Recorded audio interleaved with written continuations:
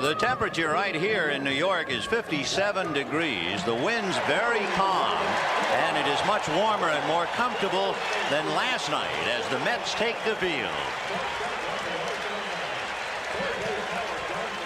We are honored and graced by this year's Nobel Peace Prize winner, Elie Wiesel, throwing it to Gary Carter.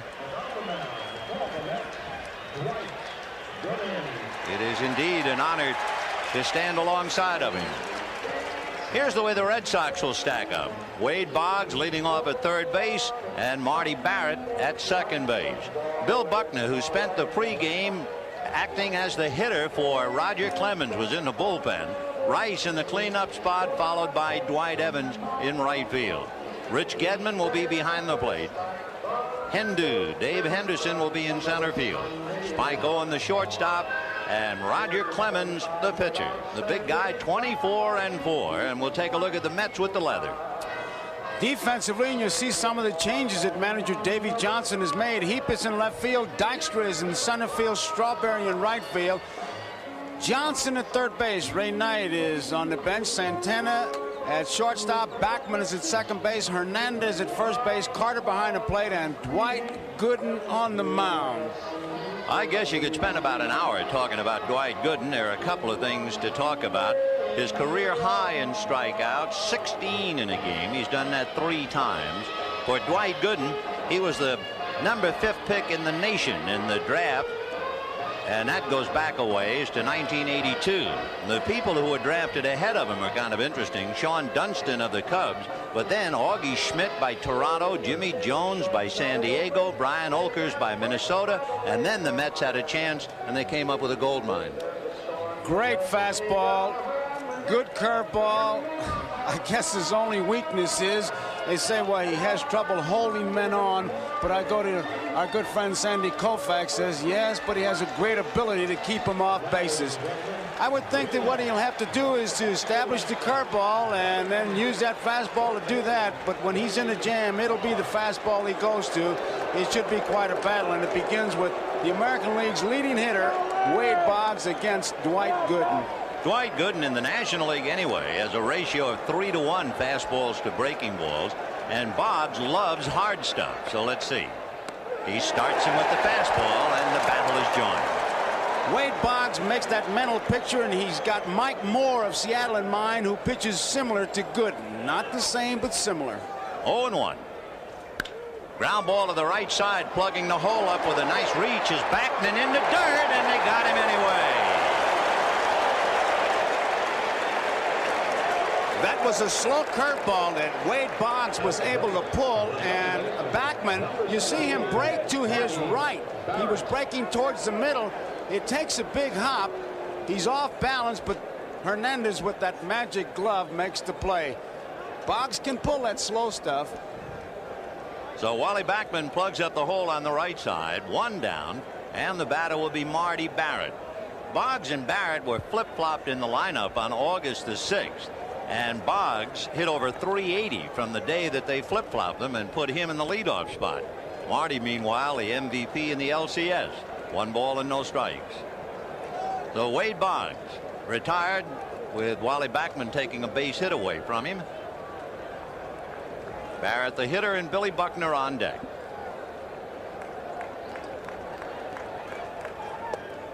Little low, ball 2. That shot we had on the bench, you could see Gedman really straining to take a look at Goodman and talking to Boggs. This is a very conscientious young man. I remember Fisk saying he just bothered him all the time. He wants to know everything, and I'm sure he wants to know how big did that curveball break, because it looked like a let up on the curveball. But to Barrett, Gooden has thrown nothing but fastballs. 2 good ones. Although he's missed the strike zone. 2 balls and no strikes the count.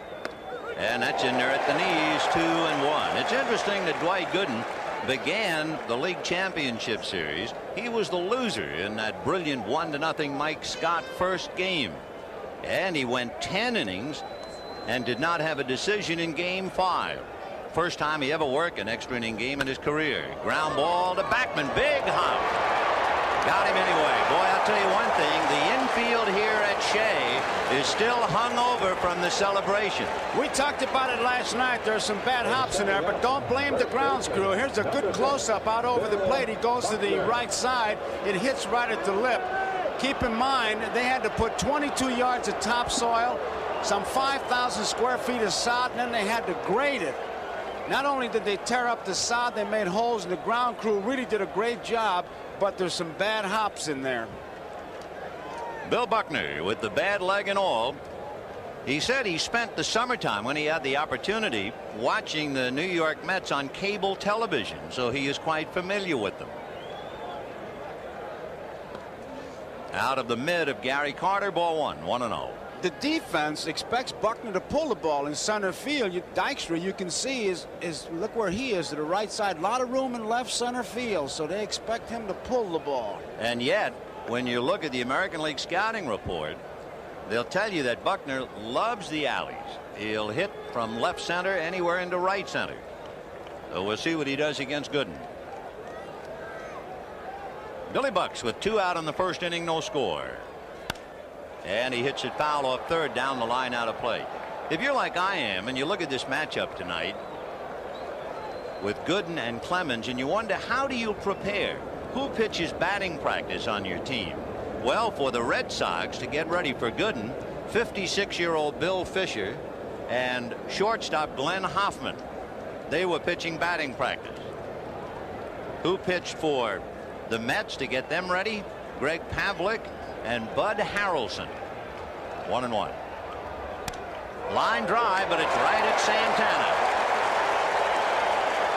So the Sox are gone in order. Started on a nice play on Wade Boggs, ball by Wally Backman. Here come the Mets. Yes, we want you. Here are the Mets against Roger Clemens with Lenny Dykstra in center field and Wally Backman at second base. Keith Hernandez at first and Gary Carter behind the plate. Darryl Strawberry in right field, and you can see a change. Danny Heap is in left. He is an offensive hitter, loves fastballs, and so he's in there for the slumping Mookie Wilson. Howard Johnson, who hit a home run against Roger Clemens when he played for the 1984 Detroit Tigers and bats left-handed. He will be at third base for the slumping Ray Knight. Rafael Santana at short, and the pitcher for the Mets, of course, Dwight Gooden. Defensively in the outfield, Jim Rice, Henderson, and Evans in right field. The infield is Boggs, Owen, Barrett, and Buckner. The key man here is Buckner. You can bet with Dykstra and Backman 1 and 2. They're going to try to exploit Buckner with the bunt. Dykstra can bunt, Backman a lead cinch pipe to bunt. But keep in mind, Clemens, a great fielder and a great fastball. It's going to be a little tough. The interesting thing about this 24-game winner, Roger Clemens, people are talking about the fact this will be the third straight time he is working on 3 days rest. Number of in his previous 2 times, why he has lowered them each time. The last game he pitched, he only made 93 pitches. That's a strike. He made a total of 370 pitches in the league championship series, and he comes back on 3 days facing Dykstra. The Mets have been unable to get their game's leadoff hitter on base in any of the postseason games, and that's hit foul down the line on the count 0-2. Clemens with an exceptional fastball, a nasty slider is the way to describe it. Curveball and a forkball he may throw 10 or 15 times a game, but his control, he controls the whole strike zone, up and down, in and out. 0-2 the count to Lenny Dykstra. Fouled away. Dykstra hit 3 leadoff home runs this year. Last night they had Mookie Wilson leading off. He hit 3 this year. Dykstra, the kid they call Nails. 0-2. Got him. And so Roger Clemens announces his presence at Shea Stadium as he strikes out Lenny Dykstra. Remember, Clemens dazzled the baseball world when he struck out 20 Seattle Mariners without walking a hitter. And that's the pitch that if the Mets will try to hit it, they're going to be in deep trouble. It's the high fastball. He'll get that first strike, and then he'll just climb the ladder. Backman, who can really bunt, but it's going to be tough. Once again, Clemens a good fielder, and it's really tough to bunt that bullet that Clemens throws. He'll try to drag it past him to exploit Buckner's bad wheels. Boggs in on the grass at third, and the pitch at trifle high, ball 1. One other thing, and there's no reason to point it out except it's a fact. You have Roger Clemens, the pride of the University of Texas, on the mound. The plate umpire is Jim Evans. Jim Evans, a graduate of the University of Texas. Fouled away.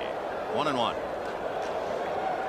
All fastballs. He's rearing back, and if there's one thing about him as we look at Davy Johnson, we talked to Bill Fisher, McNamara, the players. They said Roger Clemens comes right at you. The first pitch that Backman laid off is the one that they're going to have to lay off, but it's a tough pitch because it looks so good. High fastball. 1-1. Just to keep Boggs on the move. 2 balls and 1 strike. When he bunts, he's very successful. In fact, this year, Backman was 10 for 20 when he bunted. He worked with Bobby Valentine when Valentine was a coach here, and he said he used to bunt at least 100 balls a day, and they had a system worked out. Valentine would sit at first base with his legs spread and let Backman bunt that. He said he bunted 1,000 balls, he'd have been safe on 900 of them. We talk about confidence. He's not very shy on that, is he? Not at all. 2-1 to Wally Backman. Out of Oregon, and the big Texan after him. 2-1. On the corner. 2-2. Jim Evans, by the way, the plate umpire, played baseball at the University of Texas, so it's kind of an alumni meeting with Roger on the mound, Evans behind the plate, Spike Owen at short, and Calvin Schiraldi in the bullpen.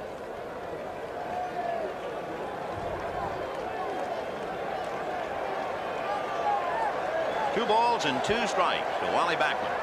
Fouled away, and boy, he was overpowered on that one. He didn't get around on it. And when you talk about Clemens' fastball, he'll go with a riding fastball, and he can sink it. So far, he has really not let the Mets see anything but that real hard stuff. 2-2. There's a breaking ball. First one he's thrown, and he missed inside. Little slider. 3-2. Backman trying to get aboard with Keith Hernandez on deck, to be followed by Gary Carter.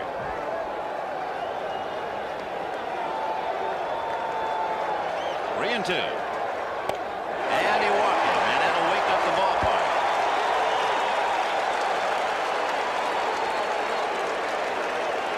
So you have Backman at first, Buckner coming over to hold him on, and Keith Hernandez coming up. Hernandez, definitely the leader on this ball club. Very much so. He's the one who gave him a little bit of a pep talk before the game, a motivational kind of thing, because the papers and everybody talking about a slump, and then something appeared in the paper about some of the Red Sox players saying this is a club that won 108 games. It didn't set too well. And you can sure Keith tried to use that quote. We'll see now if he can use the bat.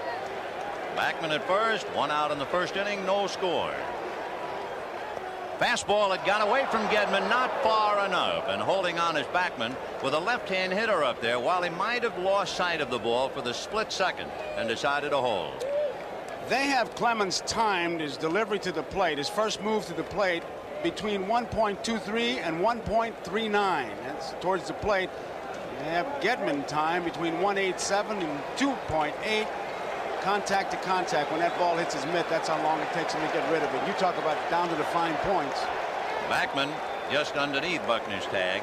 You know how you can sum up Roger Clemens' year without getting into numbers? How about this? He lost his first game early in July. He lost his last game early in August. And that was it. 1 ball, no strikes. Remember yesterday on our broadcast, Davey talked about that Hurst and Clemens have balk moves. He made no bones about it. It's a good move, and he's got Backman diving back. You know, it's a horrifying thought if you're a National League hitter, other than the Mets. The Mets drafted Dwight Gooden in 1982. And as you watch Backman, how about this thought? The Mets drafted Roger Clemens in 1981, but he opted to stay in college. High pop fly, twisting down the left field line, curling towards the seats, and back in, out of play. Gives Hernandez another swing. There are auxiliary seats, box seats, which are to the advantage of the hitter. It cuts down foul territory, and they were rather important in the recent LCS with Houston. So that might have been playable early in the year. What Hernandez does with the break. 1 ball and 1 strike. Roger Clemens and Dwight Gooden. What a marquee tonight. Backman held on by Buckner.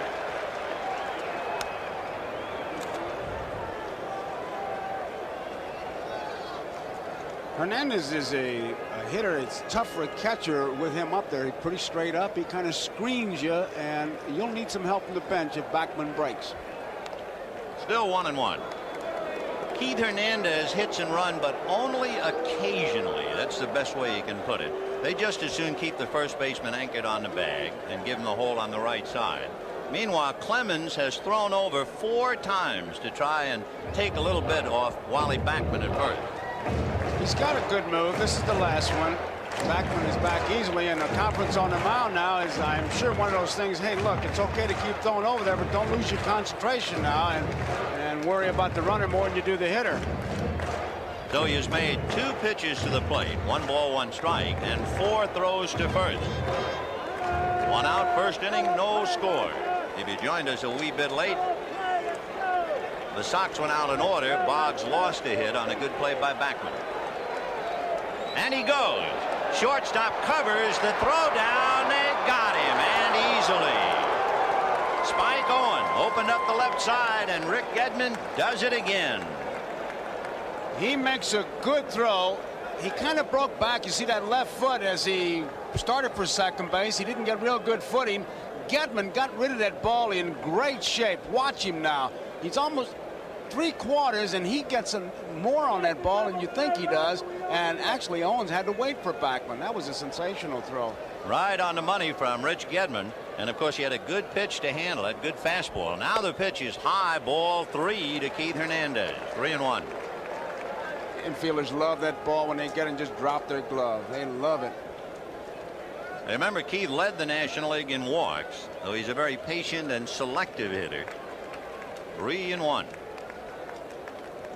Meanwhile, Wally Backman muttering to himself. Cut down at second base. 2 out in the inning. No score. First inning. And he has a look for ball 4. So back-to-back walks. But you have 2 out, a runner at first, and Gary Carter coming up. Clemens high in walks this year. He walked 6 in a game. But the amazing thing in that game, when he struck out 20, he didn't walk anyone. Here's Gary Carter, struggling with the bat, as you know. Nevertheless, representing a threat. What the Red Sox do is they fill up the middle. Marty Barrett is over to his right. Spike Owen is deep and slightly to his left. Carter, certainly in the postseason play, has been hitting the ball up the middle at all. And last night, he broke his bat while singling up the middle to center. Ball 1. I asked him about that. I said, it looked like it off the end of the bat. He said, I thought I hit it pretty good. It was a brand new bat. It just exploded as you take a look at that defense. Gedman constantly checking with his bench. You can see him taking a look. He wants to know if they want to put a play on. 1 ball and no strikes to Gary Carter.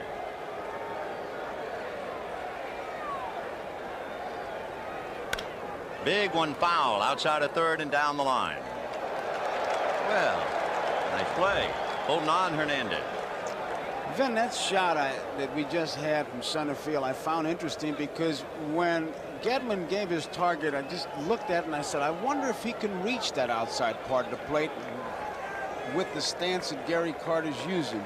Tell you another thing, Gedman was gesturing over to the dugout and raising his leg. Perhaps they're trying to get Roger Clemens to lower his kick and speed up his move to the plate a little bit.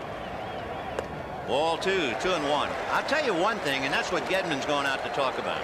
When a pitcher is high, like Rich Gedman, ideally, as a pitcher is delivering, as his knee comes up, the pitcher is taking the ball out of his glove. If he is carrying the ball, in other words, as his hands are together when the knee comes up, if he carries the ball in the glove, then his arm is too late in his follow through. He hurries and he's high. And I think that's what Bill Fisher was telling Gedman to tell him. You've got to get the ball out of your glove when you raise your knee.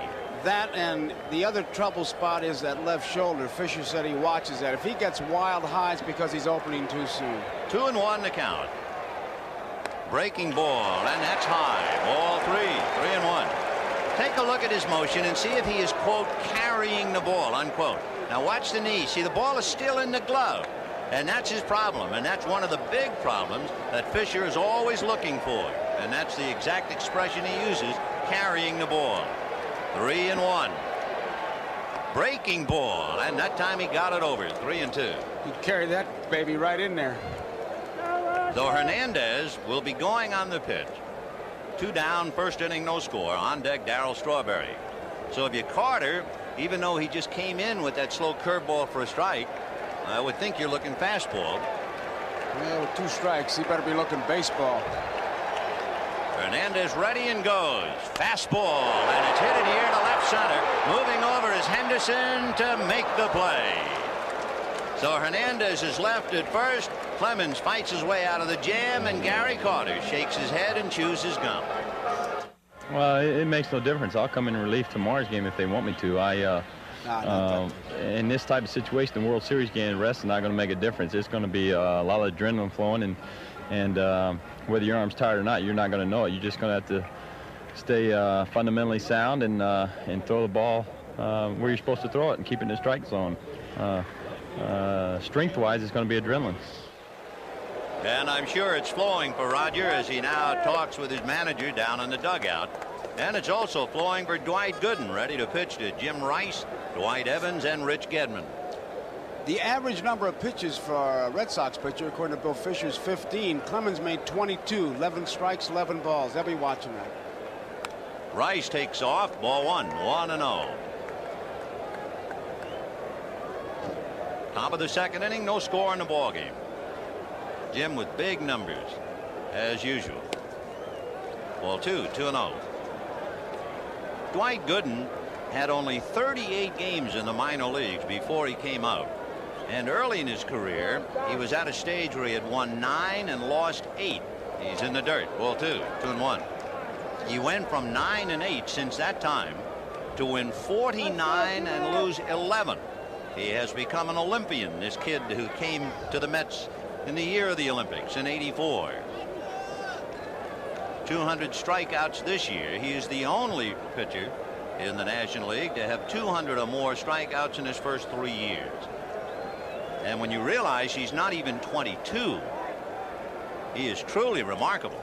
That's in there. For instance, when they were 22, Spahn, Alexander, and Cy Young didn't have any wins.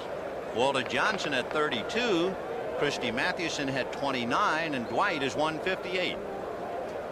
Kid Nichols, the old Boston team back in 1890, had 57. The point being that Gooden is already off to a tremendous start.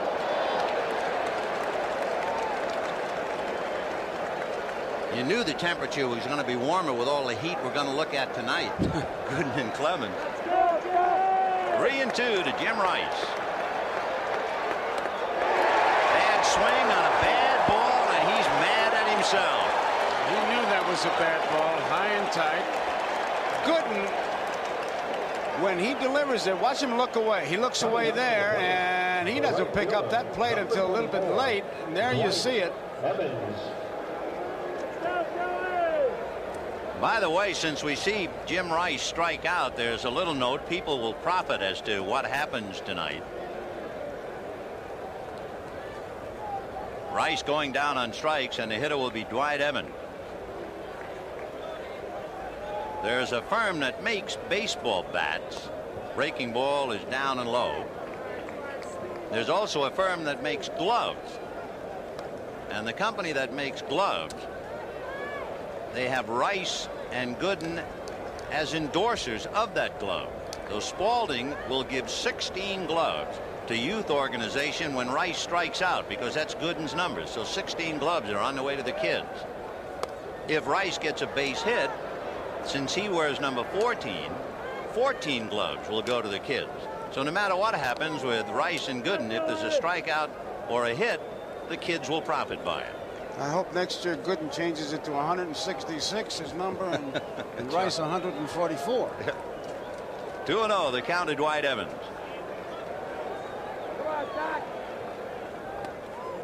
Crowding him inside and finding the corner anyway. The plate umpire Jim Evans held up that right hand. The scoreboard went 3-0, but we have to believe the count is 2 balls and 1 strike.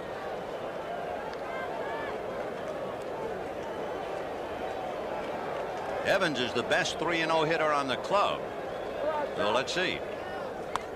That's a strike. It should be 3-1. Okay, he held his right hand up after he evidently called it ball 3, and the count 3-1. Dewey was second in the American League in walks behind Boggs. And he's on. Gooden's high, like Clemens, 6 walks in a game. And those are the fellows with the eye for the strike zone in the American League. Both these pitchers, when they get in trouble, they have a pitch they go to. And I tell you, you don't need a radar gun to know what it is. You can do it by sound. It is their fastball. Well, Rich Gedman, who catches him, will now try to hit him. And remember, he is that rare left-hand hitter who likes the high ball. Which is a change for him, Ben. Little nubber up along first base and foul. The reason I say that, I was asking today, and they said when he hit all the home runs, he was kind of swinging up at the ball with a little bit of uppercut, which is a Ted Williams kind of how you teach. And then with Walt Riniak and Charlie Lowther, he swings down at the ball, and his home run production came down, and that makes him a little bit better hitter with the high pitch, but his power has been cut down. That's one of the problems when you're learning to hit the Charlie Lau way. Now watch where his weight is. It's going to be on his back leg. Sometimes if you get so much weight on your back leg that you actually feel a little strain on the front of the right leg, it's almost like trying to get up out of a chair. You get up over the ball. Foul back, 0-2. Let's take a look at that swing. They all get back. Watch that top hand come off. There it is. And of course, what it really means, like hitting a golf ball or a baseball or even a tennis ball, the transference of weight. And the K's are out. 0-2 the count. Gooden has struck out 1. Clemens has struck out 1.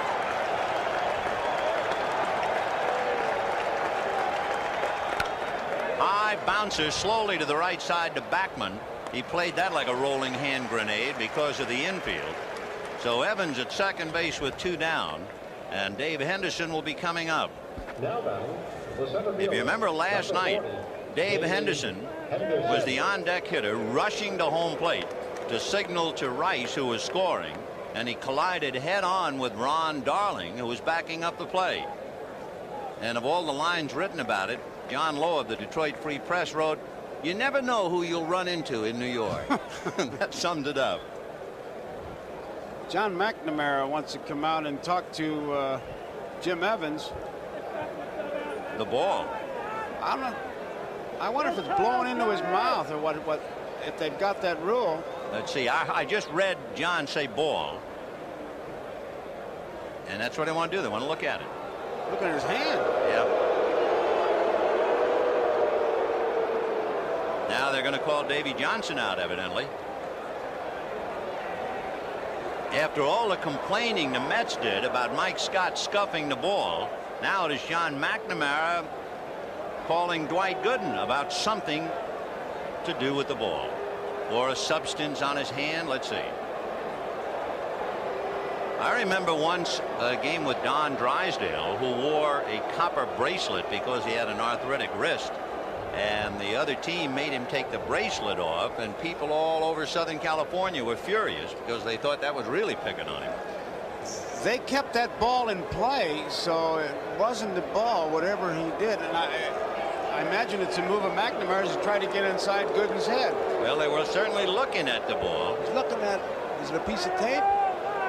He's talking about rubbing the ball up. But now the ball, it looks like it's scuffed right in the middle. He's showing him something, or is he? He kept the ball in play, though. Yep. It was a ground ball. Remember to Wally Backman. He threw to first. They threw it over to Gooden, and then all of a sudden McNamara said something about the ball, and Jim Evans went out there. All right, here's Dave Henderson. Apparently, Dwight Gooden had a small piece of tape on his finger, and they asked him to take it off. The umpires have allowed the pitchers to go to their mouths on the mound, blowing on their hands because of the cool weather. 0-1 to count to Dave Henderson. Fouled away a little late. Hendu had 15 home runs during the regular year. He got some sign. I tell you, if Dwight Gooden starts to scuff up the ball as hard as he throws, I think I'd call and get a subpoena and go out and look at him. You know, there was a little bit of byplay last night when Chub Feeney, the National League president, threw the ball to Gary Carter. He examined it as if he thought the throw ball might have been scuffed up. 0-2.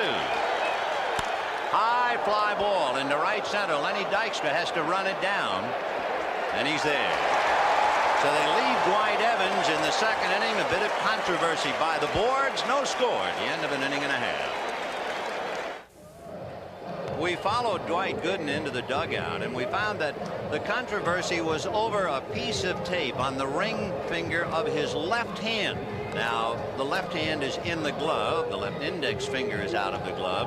But evidently, when he would rub up the ball, the Red Sox felt that that piece of tape was an unfair advantage, and perhaps he was applying a foreign substance, so they made him remove it. I think they're just trying to get inside his head and make him think about something, because they're going to put another piece of tape on there. Well, they put that back in, and we'll see if they discuss it some more. Imagine that World Series might be decided by a Band-Aid. All right, bottom of the second inning. Band-Aid or no, here is Darryl Strawberry, followed by Danny Heap and then Howard Johnson. Strawberry, as you know, a tough time at the plate. He has been in 7 postseason games. He has struck out twice each game.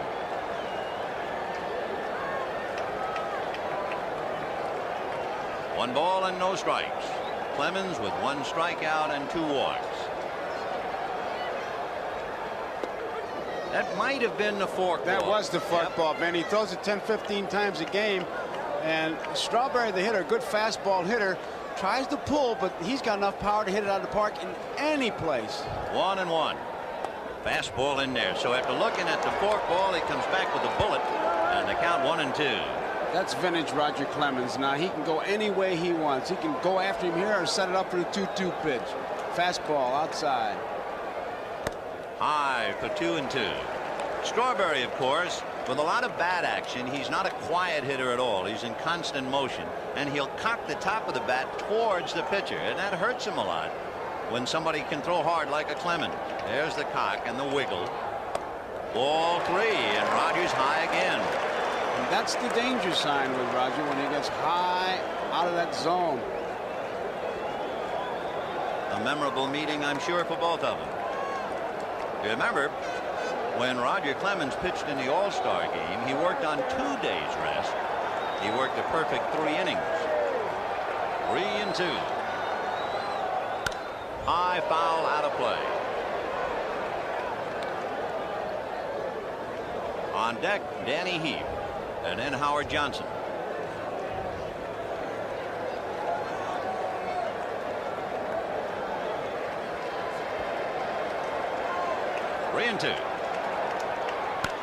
Fouled away again, and he's making Clemens work, and the number of pitches keeps mounting up. Yes, it does, but he missed his pitch that time, Roger Clemens did. You saw Gedman go low inside. That's been the target inside that Strawberry has not been sure of in the playoffs and here in the World Series. And Gedman, that was the first time they went inside, and looked like he started to lean that time to go inside.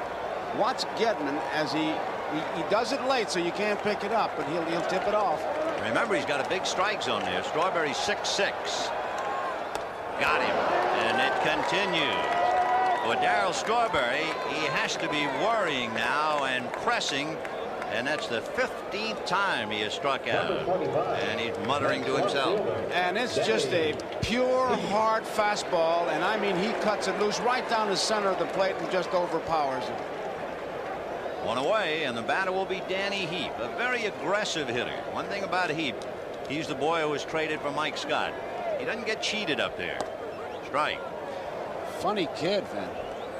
He saw Kevin Mitchell's autograph. He said it looks like an EKG. He's a pretty good jockey. 1 away, second inning, no score.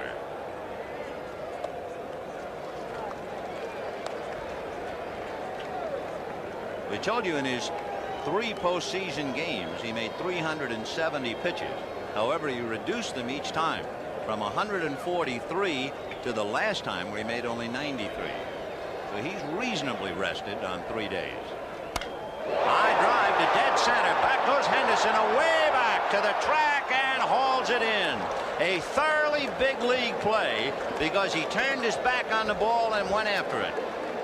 And it's a tricky park. Well, he was talking about the outfield out there. He had a little bit of trouble when he turned. He finds it. Look at him. Watch his footing. He wasn't sure of the footing. Glad to get on that warning track. You see him look straight down. Every pitcher has one part of the park they call their out pitch, where they want to have the guy hit it. And it's pretty obvious. The out place here is dead center field. 410 dead center. Danny Heap shakes his head after a long out to center, and the batter is Howard Johnson, a member of the world champion Detroit Tigers in '84. And Davy Johnson remembered that Howard Johnson had homered against Clemens 2 years ago. It's a long time ago, but he's got a left-handed bat in there instead of Ray Knight. 0-1. Change, foul back. Tell you, when Gedman gives that sign to Clemens and he puts that glove there like that first fastball, he didn't have to move it. You get a guy like that, you could catch him with a pair of pliers. They don't hang out the K signs, but Roger has him 0-2.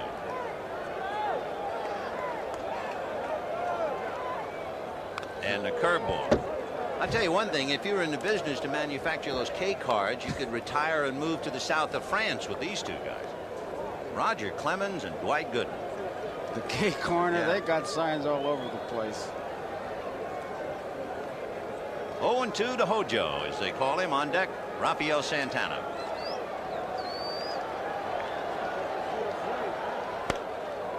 One and 2.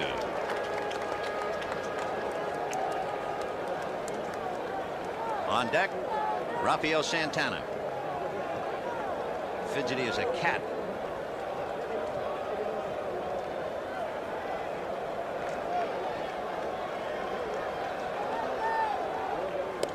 Boy, that fastball really sailed high. 2-2. Did you see where that target was? Because Clemens is a guy who pitches to a target. And those are things when you go back to the benches. We look at Carter and Hernandez and Stottlemyre, and they're talking, obviously, he's talking about the fastball riding high. Gedman will go back to the bench and say, hey, boy, he really missed with that one. Let's watch him. 2 balls, 2 strikes.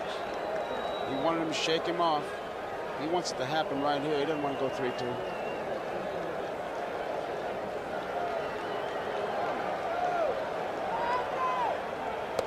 And there he is, high wild again. 3-2. And the pitches mount up. We'll see if they take a toll. Clemens muttering for a moment. Meanwhile, John McNamara wondering just how much can this young star take. And Davy Johnson wondering about his kid Gooden and how he'll do. 3-2. Fouled away. Breaking ball. The good pitcher will make it happen 2-2. He'll put good stuff on it 2-2, because when that hitter takes you deep 3-2, you're really kind of asking for it. And Clemens and Gooden, who we're looking at, both of them, they usually make it happen for 3-2. This is the 4th 3-2 count he's had. Fouled away. You realize what great raw natural talents they are. Dwight Gooden only 38 games in the minor leagues. Roger Clemens had only 19 minor league games under his belt, and they burst upon the scene. 3-2. If Gooden were pitching and you hear the crowd, they'd want to strike out. Now with Clemens, you hear the crowd, they want to walk. 3-2. Got him, and that is strikeout number 3 for Roger. And at the end of 2, no score. We'll be right back after these messages from your local station. Tonight's game is brought to you by Prestone, makers of Prestone 2 antifreeze. Don't push your luck, change it with fresh Prestone. And by Federal Express. Why fool around with anyone else?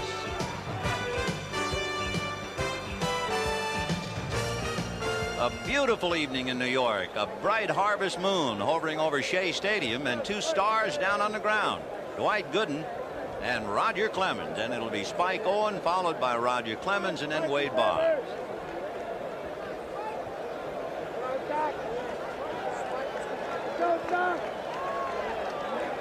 Top of the third, no score. Ball 1. It's interesting when a left-hand hitter comes up who is a pull hitter. Owens is not. Carter, on a pull hitter, you can see his fingers below his body, so Backman can see him and pass him on to Hernandez. But Keith is way wide of first base, and he can see the signs. That's in there for a strike. 1-1. Backman tells Hernandez, and Santana tells the third baseman, whoever it is, there you see Wally, on the slow curveball, the off-speed pitch. That's what Keith wants to know with the left-hand batter up there. And Backman is the, well, what, control center? Right. 1-1 to Spike. He's staying with the fastball, and it's hit foul down the line. One of the words in the American League, they say Owen can't handle a breaking ball. When you have a fastball like Gooden, you challenge him with that. Not to belabor the point, but just by comparison, watch Carter when he gives the sign with Owens, and we got Boggs coming up. I would almost bet that you'd be able to see the fingers down below the body with Boggs.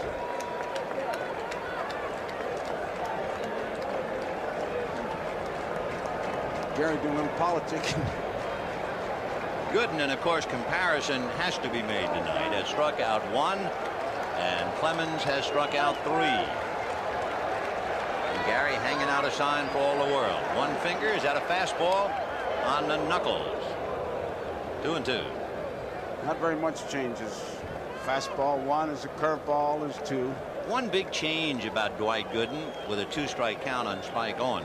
His strikeout ratio per 9 innings has changed in his 3 years, from 11 to 9 and this year to 7. Off speed, tried to change on him. 3-2. The last sign you see is the one he's going to get, and he's pretty well protecting it because Owens is not going to pull that ball. Hernandez is way off first base, so he can really look in to see Gary Carter's sign himself. You get a pull hitter up there though, and he'll have to get it from Wally.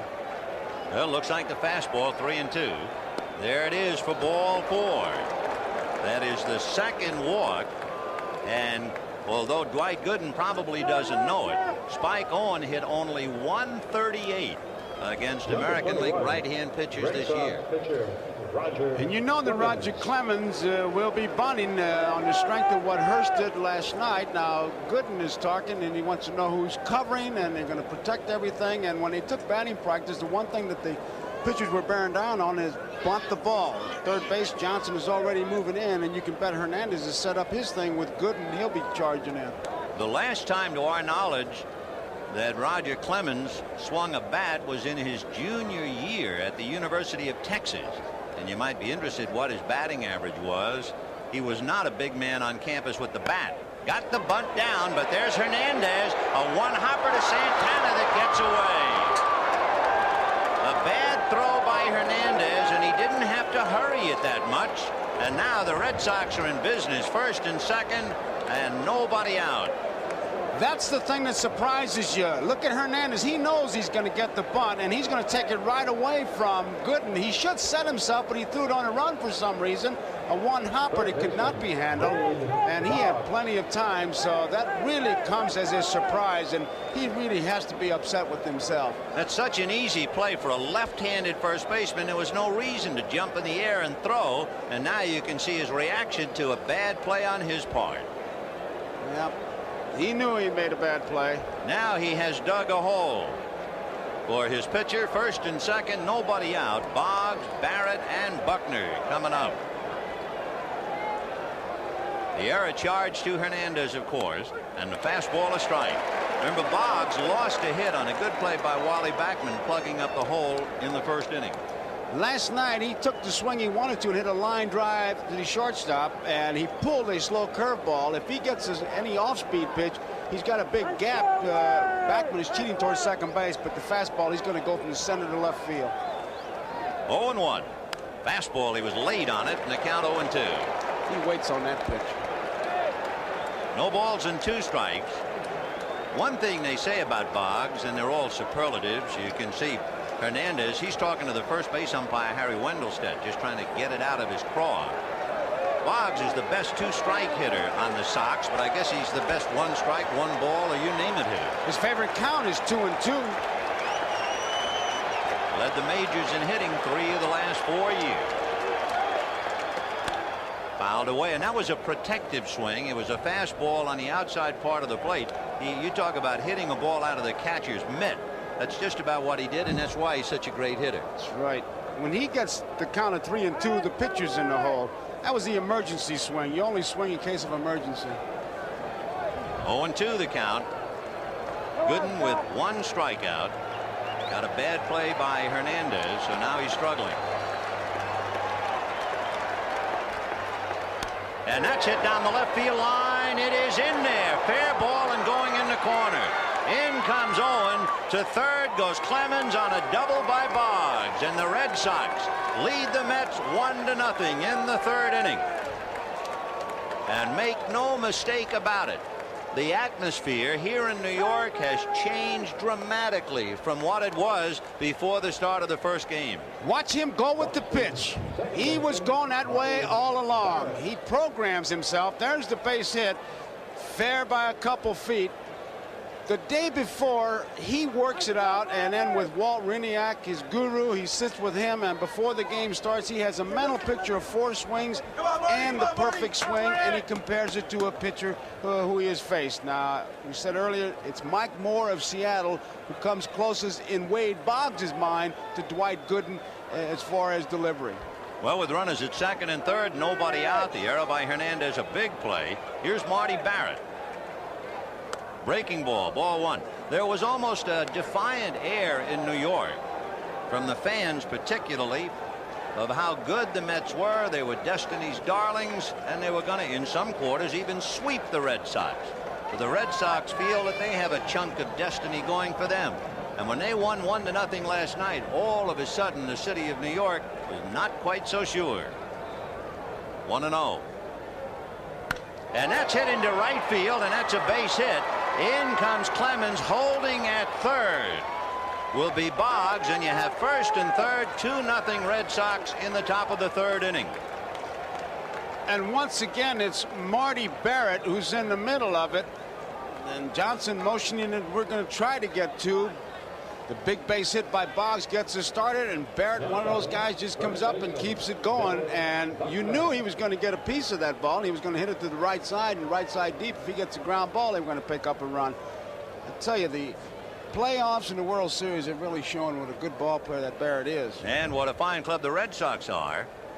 As we mentioned at the outset, in history, down 3, won the postseason contest. Pittsburgh and Washington in 1925, the Yankees in 1958, Detroit against the Cardinals, Pittsburgh, Baltimore, and of course last year Kansas City at Toronto and Kansas City against St. Louis. Well, here come the Red Sox. 2-0 Boston, and Bill Buckner trying to really drive one into Gooden with 1st and 3rd and nobody out.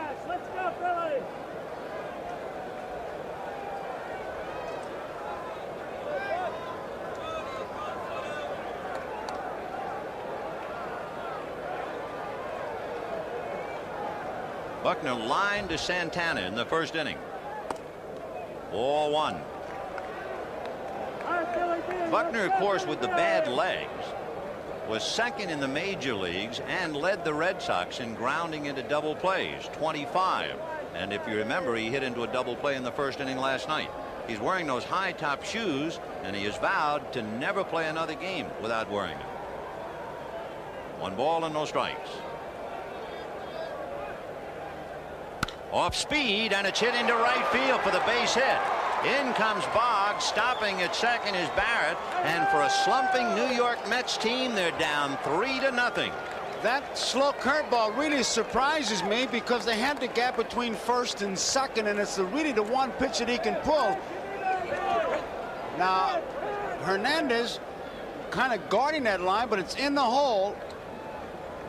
Boy, I would think they'd go with Smoke. No, I'll tell you one thing about it, Joe. I do know that one of the scouting reports said if you throw changes and off-speed stuff to Buckner, he will hit a ground ball. And they're thinking of the double play, but instead he singled to right. Yeah, but when you got that big gap between first and second, and talking to Hernandez before the game, that's the one thing he wants to protect against is that slow curveball. With the man on, he can't get off that far. That's the one ball you can pull, and you're looking for the ground ball, granted, but I think with Gooden, I don't think I'd throw him that lollipop curveball.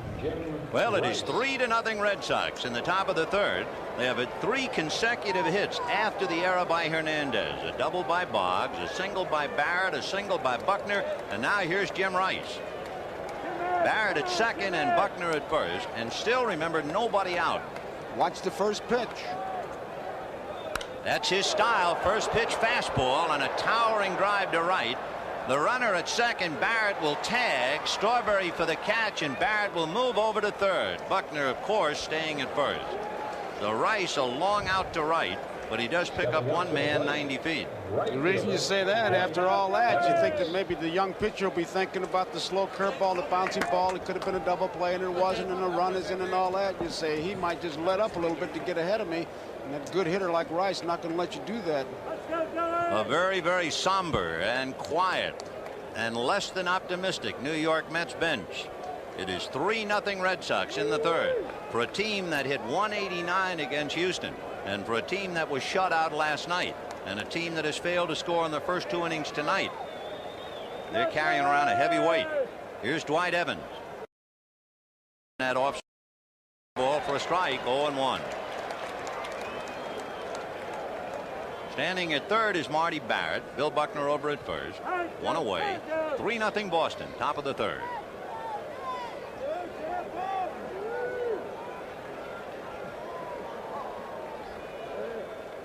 And a breaking ball, and he was over anxious and chased a bad one. Now that was the curveball. That was a hard curveball. Now you throw that to Buckner, and I can't second guess that. But that lollipop rainbow American Legion job, you got to wonder. 0-2 the count to Dwight Evans. 3 runs in the bank for Boston, and they have runners at first and third with 1 out. 0-2. Time.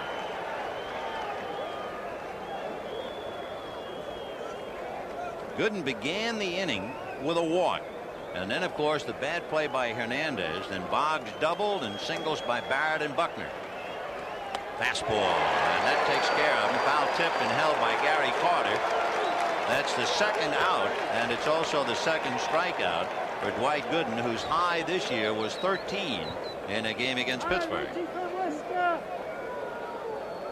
Target's right down the middle, and that's where it was. Just a good hard fastball. So with 2 down, Rich Gedman the batter. Gedman grounded out in the second inning. Buckner at third. Hernandez behind Buckner. He's not going to hold him on. Little heat away. Ball 1. 1-0.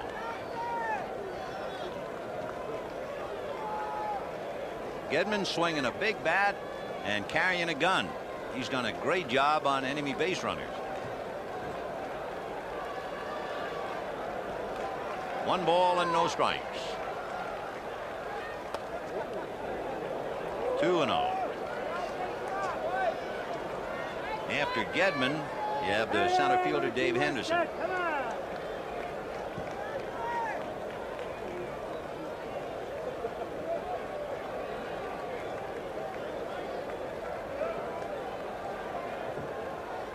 Fastball fouled away. Tim Tuffle was very careful and did a very good job in interviews after the game last night. The kid who committed the error at second base and it meant the game. And he was talking about the crowd here at Shea, and he said, I don't want to sound like I'm imitating Yogi Berra, but he said, you hear this crowd even when it's quiet. Well, I'll tell you one thing, I don't remember it being any more quiet than it is last night and again tonight. 2-1.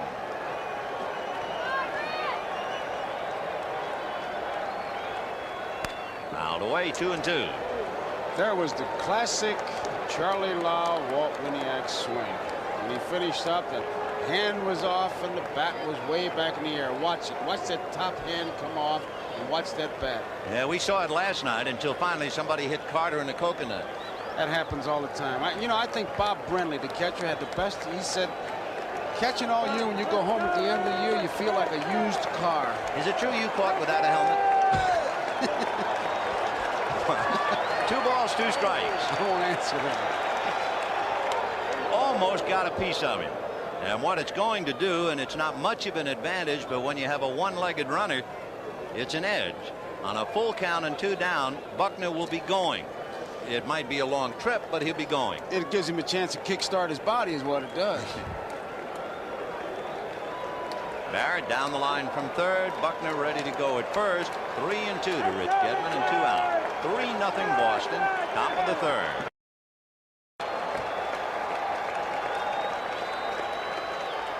Oh, the big Uncle Charlie, or as they say with Dwight Gooden when they talk about the curve, Lord Charles. But it's 3-0 Red Sox. Captain Patrick Henry of the Goodyear Blimp Enterprise at the controls. By the way, last night was the first night a Goodyear Blimp has ever covered a game at Shea Stadium because of the LaGuardia air traffic. And did you notice that harvest moon up there in the sky? That harvest moon, so far at least, it's been the Red Sox doing the harvesting. And they're leading 3-0 in the bottom of the third. There it is. Vin, when you mentioned air traffic, Keith Hernandez was holding a seminar on how to judge how the wind blows by how the planes land. And he was telling us if they've come overhead, the wind's blowing the left field. I couldn't believe it. Usually you just throw up some grass, but he says it swirls here, so you go by the airplanes.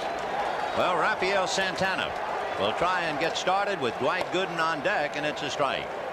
Roger Clemens probably shocked the nation, not to mention what he did to his own system and to the city of Boston when he blew a 3-0 lead in the 9th inning to the California Angels. 1-1. The Mets in the third. 3-0 Boston. Santana will bunt, and he will either drag or push sometimes, and the infield is back. Foul back. However, if you are a bunter, you would much rather bunt on a breaking ball, and here you got a guy with high heat. He doesn't figure to get many chances to lay him down. It's going to be tough. We mentioned especially with Dykstra and Bachman, excellent bunters. Roger, in addition to throwing hard, he's a good fielder who protects his position. 1-2 the count to Rafael Santana.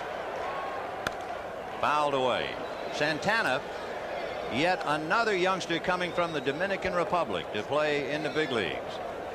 You can call off a litany of names. One of 8 major league shortstops from the Dominican. Mariano Duncan, Jose Uribe, Tony Fernandez, Rafael Ramirez, Julio Franco, Alfredo Griffin, and Andres Thomas, all from the Dominican Republic.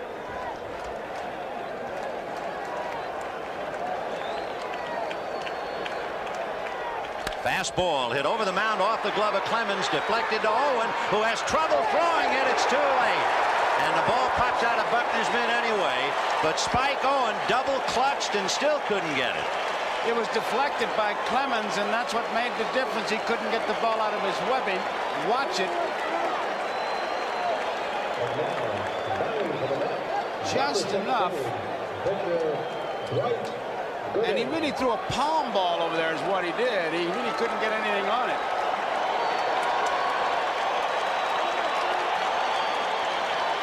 Kind of a funny hop, and he couldn't get a good grip on it, and it just kind of lobbed over there, an infield fly throw. The interesting now with Dwight Gooden, he's not a bad hitting pitcher at all. The National League, they like to keep the ball down on him. He is also a good bunter. He has sacrificed 13 times, and that's what they want him to do in the air. Off the glove of Buckner. He is not going to have a play.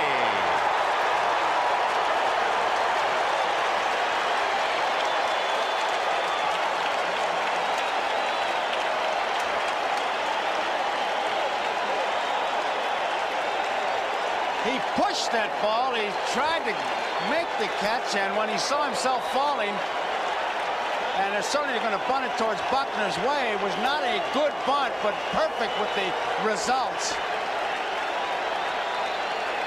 And suddenly the Mets and their fans come alive on 2 infield singles, one off the glove of Clemens, and now the bunt to Buckner. And Davy Johnson rubbing his eyes, hoping the Mets will wake up offensively. And Lenny Dykstra followed by Wally Backman. 3-0 Boston. The big meeting on the mound, you're going to try to set up a defense, and Dykstra, a tough man to double up. We got it going. John McNamara placidly looking on. He is not one to show much emotion. In fact, you alluded to the quiet Marine, Gil Hodges, last night. He runs that ball club, and Davy Johnson has put his play on. Boggs is expecting a bunt. He's kind of moving in there. Dykstra can do most anything. Fake the bunt and hit it down there. I don't know if he's bunting. I would not be looking for it. Santana at second, Gooden at first, nobody out. And he's going to bunt. That's a good one. Over to get it is Boggs. The throw to Buckner got him. However, he runs his mutters along. And there are second and third with one out. And Wally Backman coming up. He was bunting for the base hit, and it was a beauty executed because it took a good play by Boggs. Watch this. Boggs is back. Dykstra thinks right between Clemens and Boggs. Good play by Boggs. They'll rule out a sacrifice to advance the runners. And now with second and third, as Dykstra has moved them up a notch, the batter will be Wally Backman, followed by Keith Hernandez. Santana at third, Gooden at second. Remember, all last night we marveled at how the Mets failed to challenge Buckner with bunts. Well, it has already put the Mets in an offensive position here in the third, but the Red Sox lead 3-0. And the ball hasn't left the infield. Ball one. This is a kind of an inning that could get a ball club started. And Buckner is deep on the right side. He can't afford to charge a left-hand hitter if you think that Backman can pull. Remember, he was second in the National League in sacrifices, so you know how well he bunts. San Francisco's Rob Thompson led the league.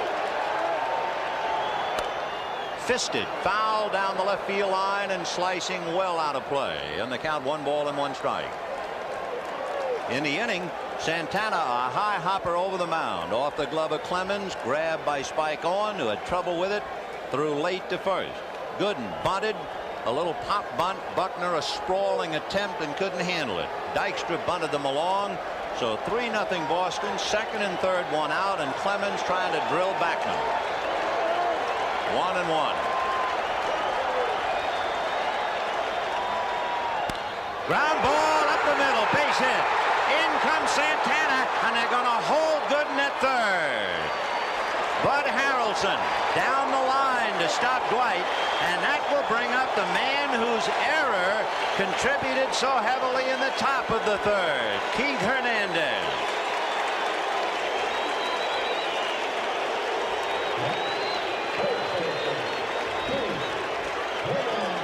Backman, who uses the middle of the diamond, he figures if I hit late, it's going to be a base hit. If I hit early, it's a base hit. If I hit it perfectly, right back up the middle.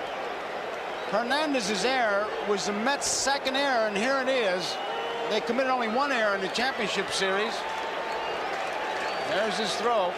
And that's the play he wants to forget right now as he checks in against Roger Clemens. Dwight Gooden down the line from third. Wally Backman at first. 1 out and 1 in. That's the fork ball in there for a strike, and the count 0-1.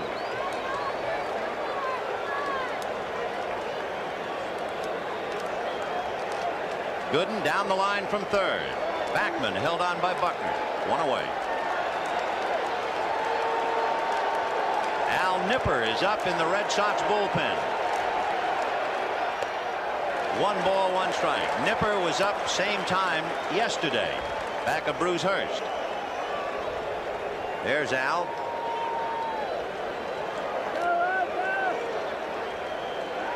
One and 1 to count to Keith Hernandez.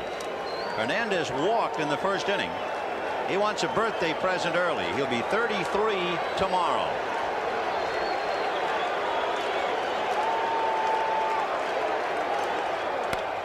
Little foul off third. It will not be playable.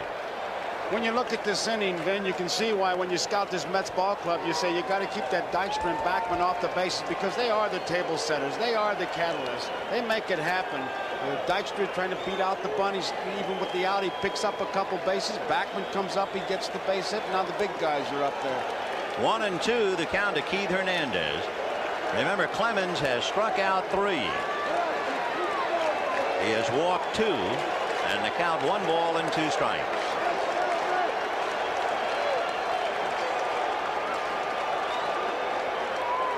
Fastball hit off the leg of Clemens. Over to get it is Boggs. Off balance throw, got him. And a fine play by Wade Boggs. Scoring is Gooden. It is now Red Sox 3, Mets 2. Oh, what a wonderful play by Boggs to be able to react like that. And the first question is, Clemens all right? He took a lick. And Boggs has to barehand that play. I tell you keep talking about his hitting, but he's worked hard on his fielding. And last night he made the play of the game, and he makes a beauty right here. So Gooden brings in a run to aid his own cause. We'll take another look and see where it hits Clemens on the inside of the left shoe, although he did get his glove down. It's a 1-5-3 out thanks to Boggs. The tying run is now at second with 2 out, and trying to pick him up, Gary Carter.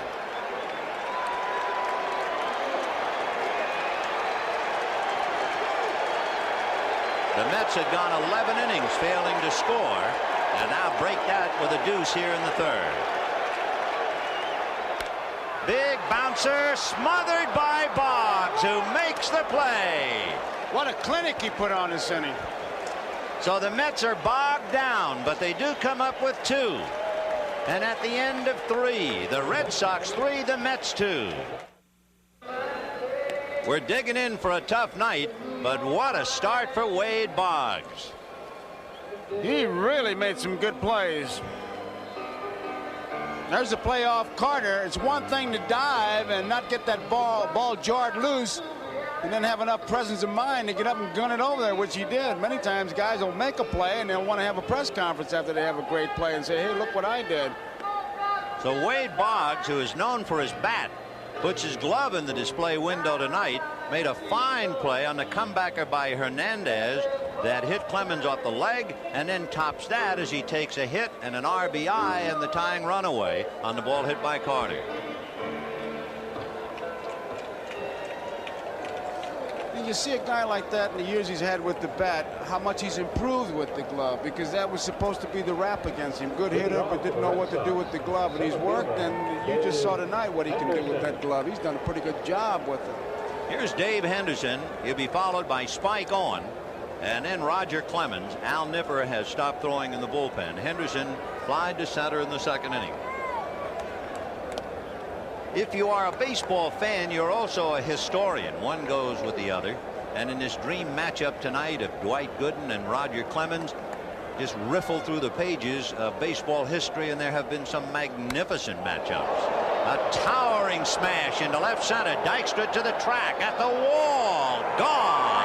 Hendu hits it out, and the Red Sox lead the Mets 4-2. And look at that fan holding onto his head. And there's nothing that'll deflate a ball club and pick up your own club more than what just happened here. The Mets came back, and momentum is going with them, and now the first batter comes up. He says, hey, forget that momentum. I'm going to take it back, and he hits the home run, and you can see it on that Red Sox bench. He really answered the runs by the Mets with this tremendous home run. I mean, it was up there a long time. It could come down with some little ice caps on it. The interesting thing about Dave Henderson, he doesn't hit home runs at Fenway Park. The people in Boston have seen him do it on television. He has yet to hit a home run at Fenway in a Boston uniform. The pitch now to Spike Owen. You remember his one hit against the Angels in Anaheim, a big home run, and it's happy time in the Red Sox dugout. That's the kind of home runs Ralph Kiner used to hit. High, towering jobs. It just went on and on. You could show movies on them as they went out towards the fence. 0-1 to count. Good breaking ball, strike 2. With Gooden and Clemens, and you think about some of the great matchups, starting with Red Ruffing versus Carl Hubbell and Bob Feller against Johnny Sain. Warren Spahn and Whitey Ford and Sandy Koufax and Whitey Ford and Bob Gibson and Denny McClain and Tom Seaver and Catfish Hunter, just to mention a few. Ground ball up the middle. So here come the Sox. They come right back after the Mets. A home run followed by a single, and Roger Clemens coming up in what would appear to be another bunt situation. That's exactly what Hernandez is going to tell Dwight Gooden as we look at Mel Stottlemyre and Davey Johnson. Hernandez, who sets up a couple plays, if he's going to go in and go back for a possible pickoff, he'll tell him which pitch, like maybe on the second pitch or whatever. But I guarantee you they'll be charging hard this time. It was interesting, too. We take a shot at Mel Stottlemyre after we're talking about great matchups. Stottlemyre, the pitching coach for the Mets, went up against Bob Gibson 3 times in the '64 World Series. You draw the aces if you're a good pitcher. And he wound up 1-1 with the great Gibby. So Clemens looking to bunt. Howard Johnson on the grass at third. Hernandez ready to come to the plate. And that's a little high. It's going to be tough to bunt it down that first base line. There goes Hernandez again. He's the defensive general, and what he does, he tells him, hey, I'm going to go in, so don't throw to first base, or I'm going to go in a couple steps and I'm going to go back. He leaves nothing to chance. 1 ball and no strikes to Roger Clemens. Nobody out in the 4th. 4-2 Boston. Ball 2. Clemens looking right into the dugout rather than normally at the third base coach, and now he looks at Latch, but he's still looking really into the dugout. And Rene going through the signs. Got to believe that means absolutely nothing except keep bunting. And Clemens wasn't sure, and he backed out, and Rene had to go through him again. It's amazing, though, during the course of a year, how a manager will be seduced into taking the bunt away because of the count. Oh, no. Yeah, there you see, I told you. I can't believe that. Let me tell you, I've seen it a million times. You say to your pitcher, go up there and bunt because I want to stay out of the double play, okay? And all of a sudden the count is 2 balls and no strikes, and you say, I can't resist it. Take a shot. When was the last time he batted? A junior in college. And so 2 balls and no strikes against Gooden. I mean, you think he's got the upper hand? Hey, baby, you're looking at it. I'm watching it. Who wrote that book? 2-1 the count. He'd be bunting from the time he got on the team bus. Now let's see if he's back to bunting again. Yep. And the bunt, a chopper, and this time Hernandez only play is to Backman covering. So Clemens, as if he's been doing it all year, lays down the bunt after taking a shot. And with a runner at second and 1 out, Wade Boggs will be coming up. Rick Aguilera begins to loosen up in the Mets bullpen.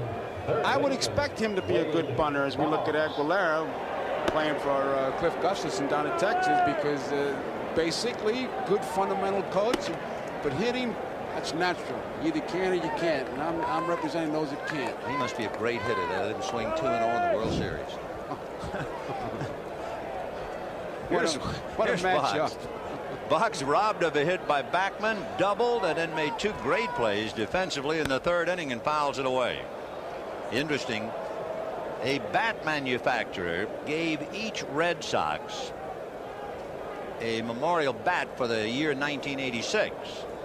Now, the pitchers never used a bat in the American League, so they opted, all of them, for a Wade Boggs model. Smart. See what Bob Stanley said? He said he hopes he gets a chance to break his bat so he can put it in a trophy case. And he's going to be like Lefty Gomez. The only way he can break it if he backs over him coming out of the garage. 0-1 to count to Wade Boggs. Trying to pick up Spike Owen at second base. It's 4-2 Boston. We're in the top of the 4th inning.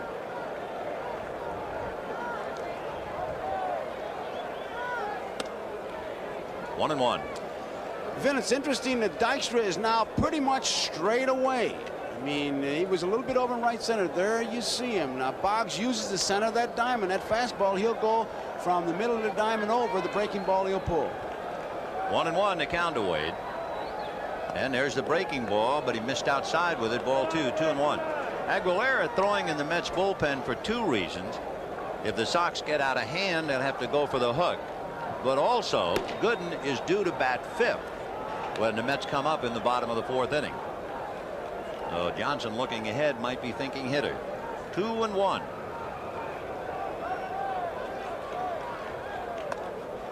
Ball 3. On deck is Marty Barrett. The shortest outing for Dwight Gooden this year, 4 innings. The Giants chased him out, and the Reds did it in 4. Well, we're in the 4th tonight. 3-1. And on the hands, and they got to play at third. Santana goes to Johnson. A bad base running play by Spike Owen. I don't know where he was going. He just took off when the ball was hit. He'd like to take it back, and there's nothing Latchman could do because it was an easy play for Santana. That's the kind of a play that the coach tells you it's in front of you. Make sure he gets through there. Now he knows he's in no man's land, and he's out from here to next Wednesday. So Spike Owen is hung out to dry without any dispute, and with Boggs at first and 2 down, Marty Barrett will be the hitter. Looks like they're trying to make a wish. Barrett grounded out and singled to right in the 3rd inning. Strike. Red Sox 4, Mets 2, top of the 4th. He wanted to hit that pitch with first base, a little gap between first and second. That's where he likes to punch that ball, and he steps right into it going to the opposite field. Remember, he got that ball down and away last night, and it was a perfect pitch for him because he likes the ball away. In there.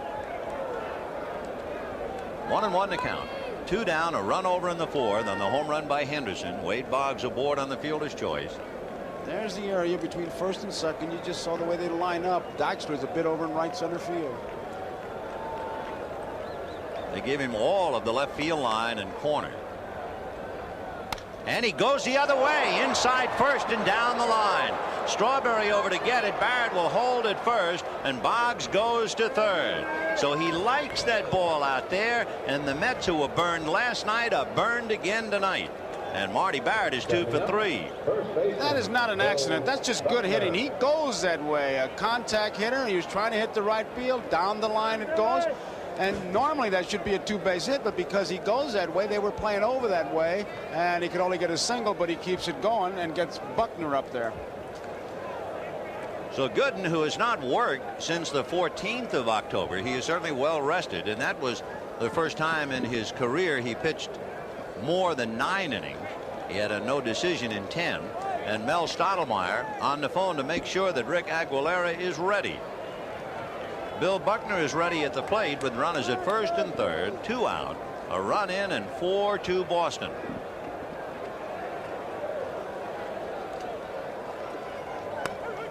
In there. He's made 68 pitches, Vin, and we are in the 4th inning. So if you multiply that by 2 and then add another inning, he is suddenly in the twilight zone in the 140s, up in the 150 if he got to the 9th inning. But again, remember, he is well rested. Sisk has now joined Aguilera. 0-1.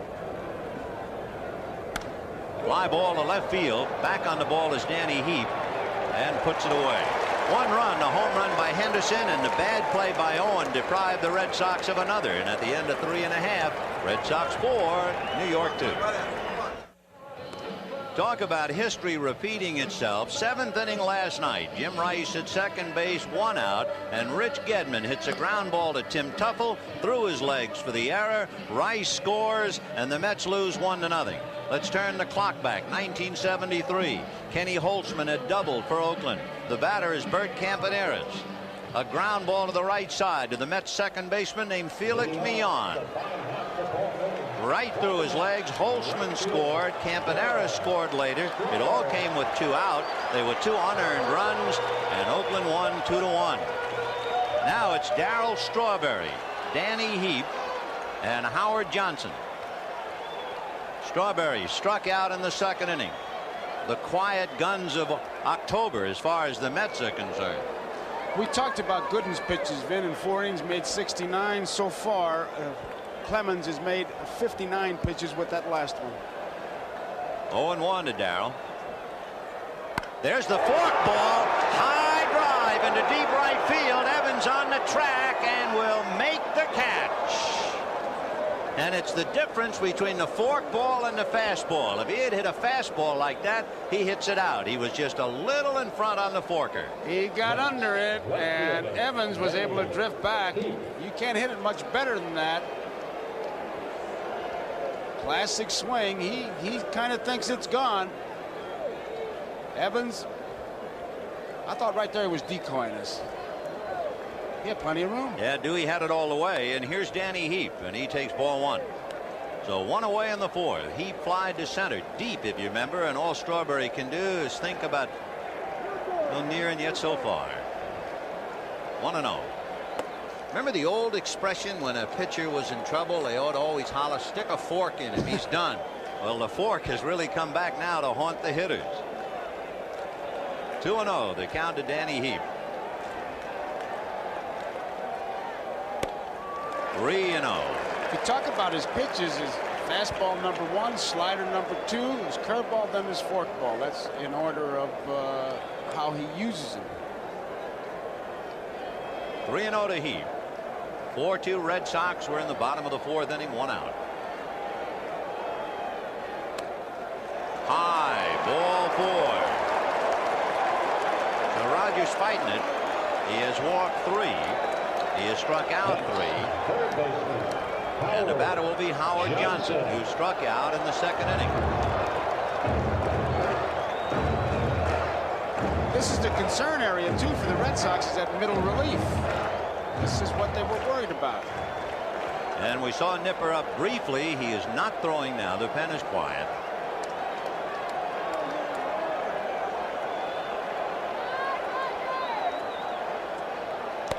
Ball 1.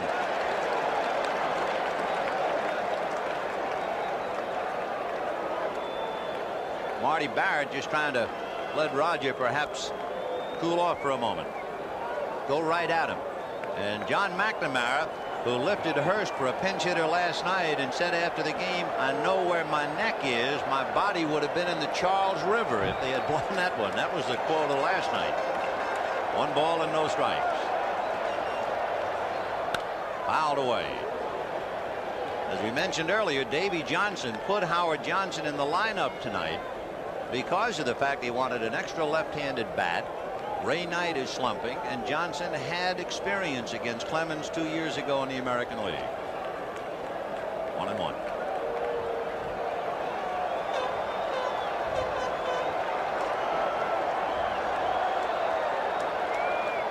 Fastball.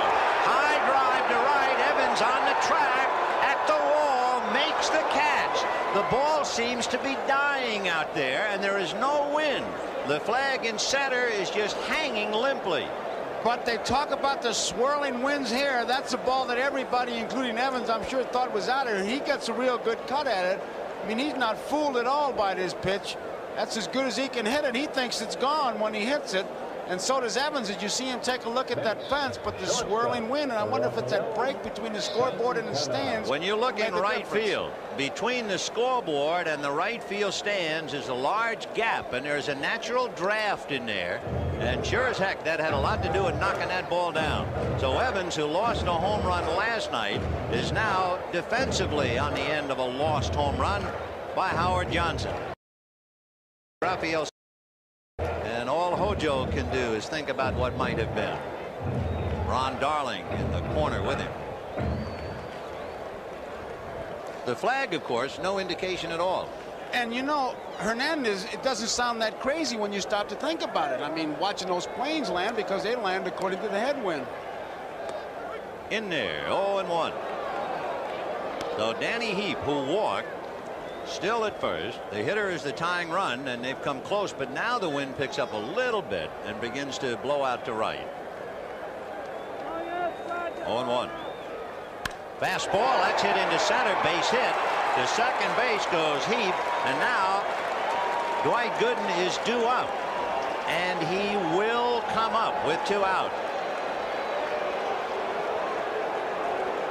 So Aguilera and Sisk stop throwing in the bullpen, and it's up to Gooden.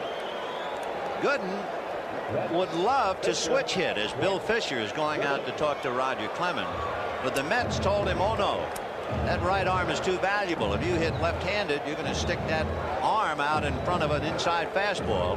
So he stays as a right-handed batter. And Nipper now gets up for the 2nd time in the Red Sox bullpen. I'm sure that Fisher's trying to buy some time, because this is one of those innings that if you get out of it, you want to take a roll call, because we've been able to check the numbers. We know what Dewey Evans' number is, 24, because we've seen it a couple times on Strawberry and Johnson's hit as we look at Al Nipper in the bullpen. Fisher buying some time, and of course with 2 men out, you bear down on the hitter and even forget about those runners. Just give them a casual look. So we have 2 out in the 4th, 4-2 Red Sox. Rafael Santana is 2 for 2 against Clemens. Heap is at second base, and we've had 2 long fly balls to right for outs.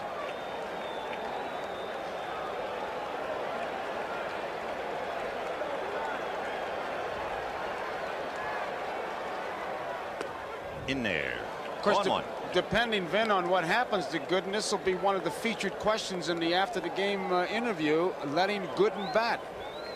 You're sitting at home, you want to manage, what would you do?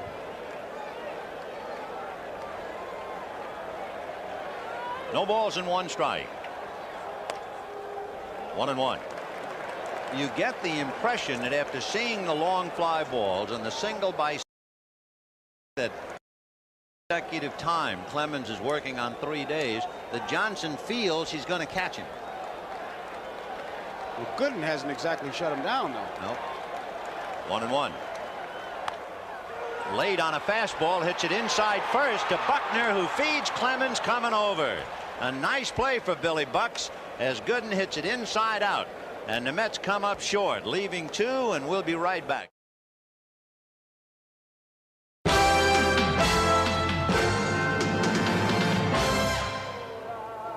A man alone with his thoughts, and who could blame him? A broken hand keeping him out of the '75 World Series, and an incredible 1978 when he remained the only player ever to lead the majors in home runs, triples, and RBIs, the MVP, and it wasn't good enough to carry his club into the series, but here he is now.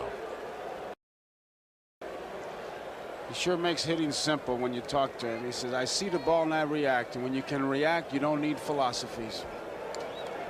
He struck out and flied to right. As usual, first ball hitter.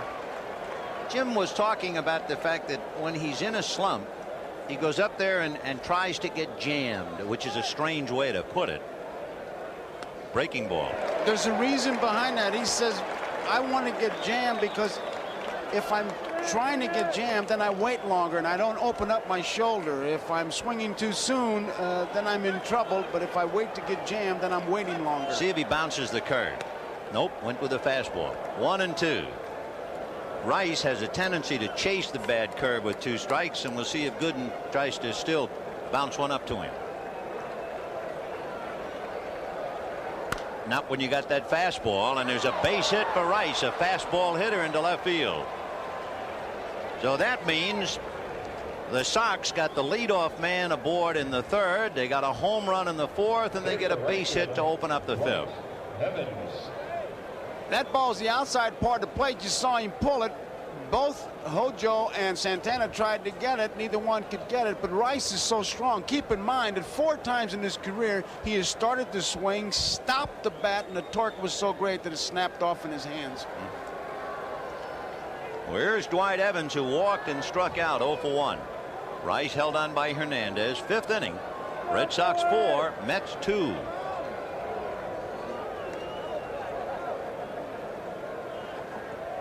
And there's a drive into deep left field. Heap just watches this one, and it's going to go on the pavilion top, on the roof. And Dwight Gooden is not good enough tonight. It is 6-2 Boston in the 5th inning. And oh, did Dewey whack that one. When you hit a ball that hard, that far, you're going up there looking for it, and I'm sure what dictated that looking for the fastball is what he did to Rice. We were all up there looking for the curveball, then he never threw it, and Dewey says, well, he must be having great confidence in his fastball. I'll look for it and jump on it, and he really does. And you know what you have to think of as you watch Dwight Evans going around the bases, Davey Johnson saying, why did I let Gooden bat? And the hitter is Rich Gedman. He made up his mind he was going to swing, because that was certainly out of the strike zone, and it was a fastball.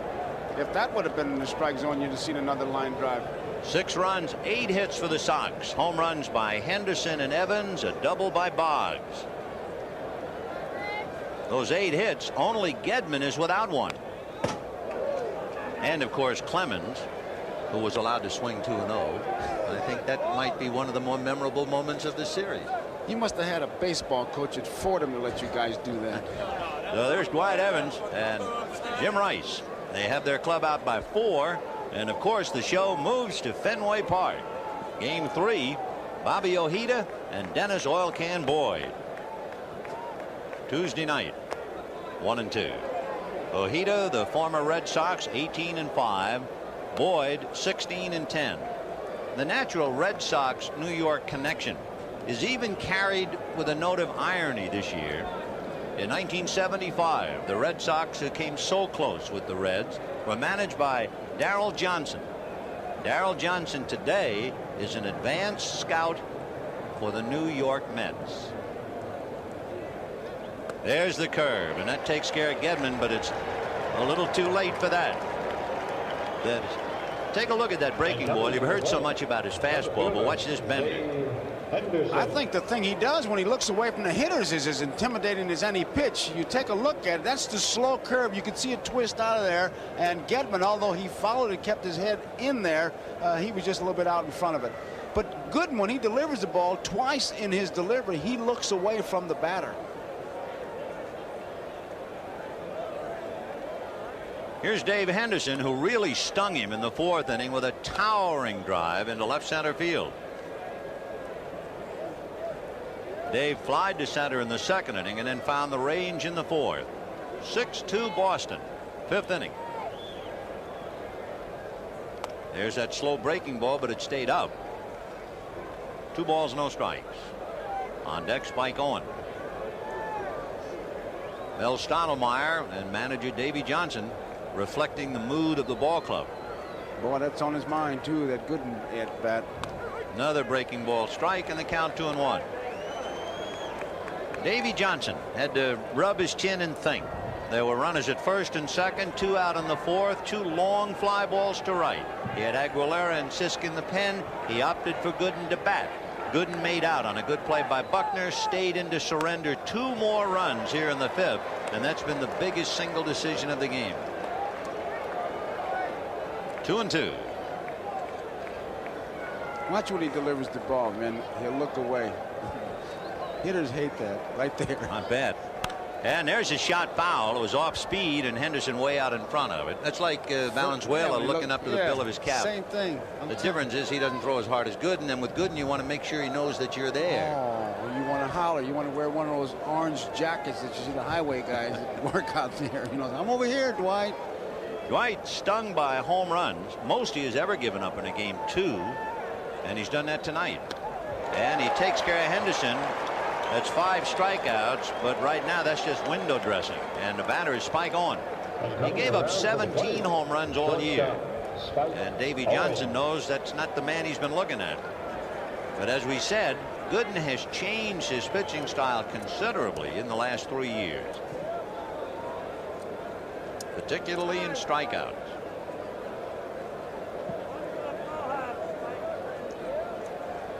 Spike Owen walked and singled. 1 for 1. Fastball. And remember, if Spike had not violated a baseball running rule, trying to go to 3rd on a ball hit ahead of him, it might have been an even bigger 4th inning when the Red Sox could settle for just 1. They're leading 6-2. They could be out of sight otherwise.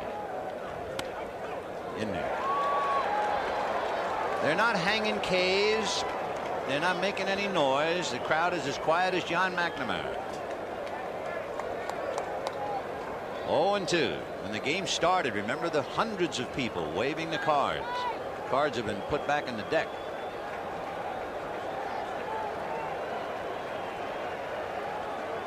Ooh. 1-2.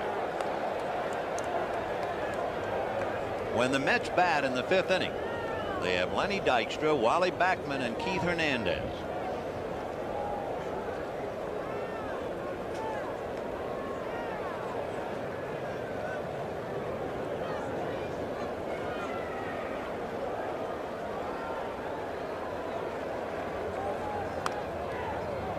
trying to jam him, and he's behind 2-2 now. And he shook off the curveball that Gary had put down there as we looked at Rice and Dewey Evans.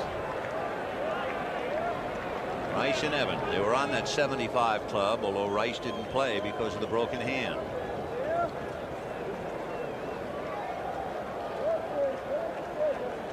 Two balls, 2 strikes, 2 out. Curveball, squirted foul on the end of the bat. I think that's the difference in Gooden this year and other years. He had a spike on in other years. He'd rear back and just hum it and come right at you. Now he's finessing him, trying to get him with the breaking ball. We'll repeat that again. In '84, he averaged 11 strikeouts per 9 innings. In '85, he averaged 9 strikeouts per 9. This year, he averaged 7 strikeouts per 9. Last year, he struck out 10 or more 11 times. This year, 5 times. So he's changed. 2-2. Curveball. So down goes Spike on, and that's the quietest striking out the side job you'll ever see as the Sox go back to work, and they're leading 6-2.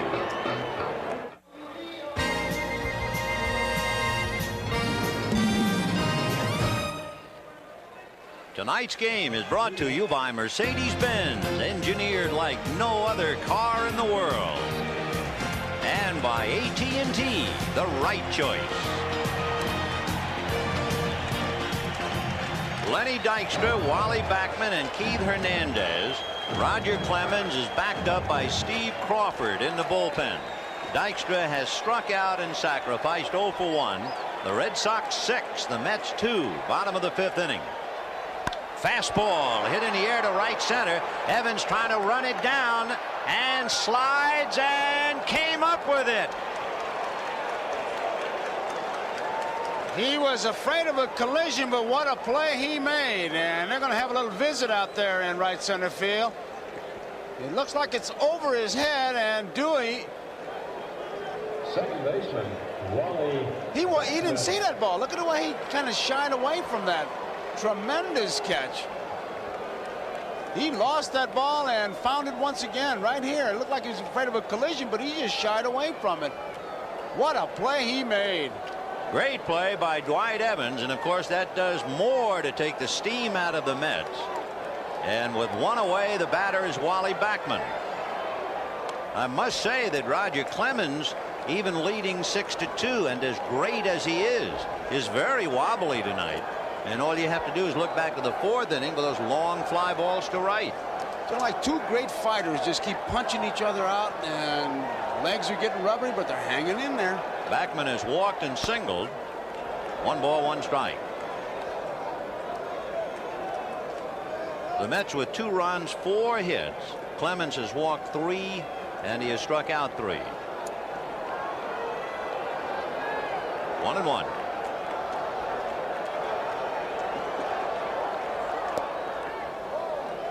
Two balls, 1 strike. Backman just trying somehow to get something started. That's why it was a bit surprising to see Dykstra hit the first pitch. They're trailing by 4, get something on, get those gunners, and you really have to play for that 3-run homer, which is not the Mets game. 2 balls and 1 strike to Wally Backman. Now back 2-2. The Red Sox scored 3 in the 3rd. The Mets came back with 2. The Red Sox scored 1 in the 4th, might have had more, added 2 more in the 5th. They've had home runs by Dave Henderson and Dwight Evans with a man aboard. They've had a double by Boggs, and the glove of Boggs figured prominently in the 3rd inning. Foul back. So 2 excellent defensive plays by Boggs in the 3rd prevented the Mets from at least getting tied. Had they been tied, that might have changed Davy Johnson's thinking completely relative to Gooden taking that at bat with 2 out. I'd say this play right here by Evans, a tremendous play.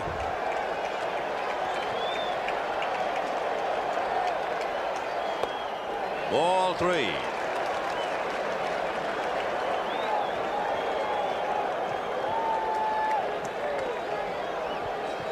Three and 2 to Wally Backman. Keith Hernandez on deck. 6-2 Boston in the 5th.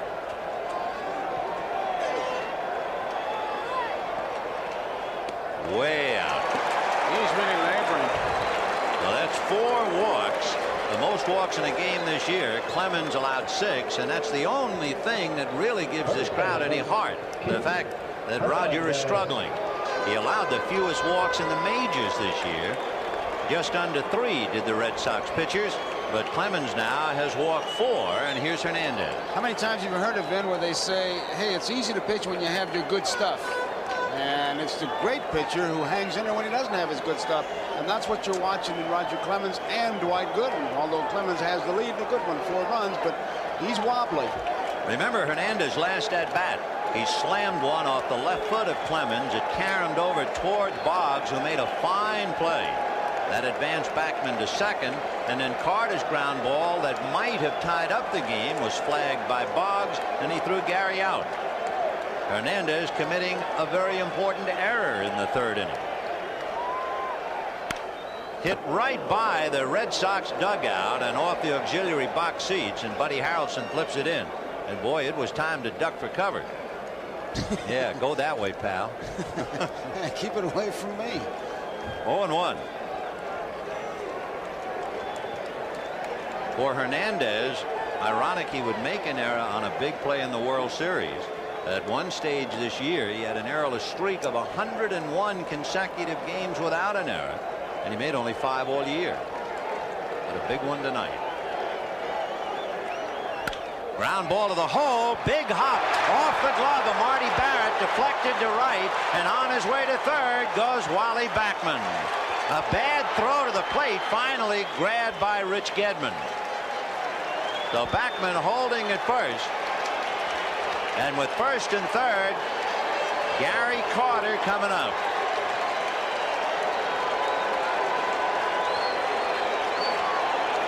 Barrett gets over there, but it takes like a kangaroo hop off his glove. And John McNamara is going out to the mound. He wants to talk to Gedman. Take one more look at it. Barrett was cheating towards the bag, hoping to get a double play. John McNamara has not taken the ball, as you can see from Clemens, so leading by 4 runs. Let's see what he does. Yep. So Steve Crawford will be loosening up and now coming in. It is 6-2 Red Sox. However, the Mets have runners at 1st and 3rd with 1 out. Gary Carter coming up, and we'll be right back. Watching that diving catch by Dwight Evans in the 5th inning against Lenny Dykstra immediately brings back a memory. 1969. Brooks Robinson, the hitter. Frank Robinson at 3rd. A drive into right center. Ron Swoboda makes a remarkable catch. Robinson tags up and scores. The Mets won the game 2-1 in 10 innings. There's Dewey's catch, a little different, but it certainly brings back the memory. Steve Crawford, who pitched in Game 5 Sunday against the California Angels, and perhaps had the quote of any post-game in the history of baseball from now and ever on. Talking about pressure, he said, if there was a bathroom on the mound, I would have used it. And we can all identify with that. I should say.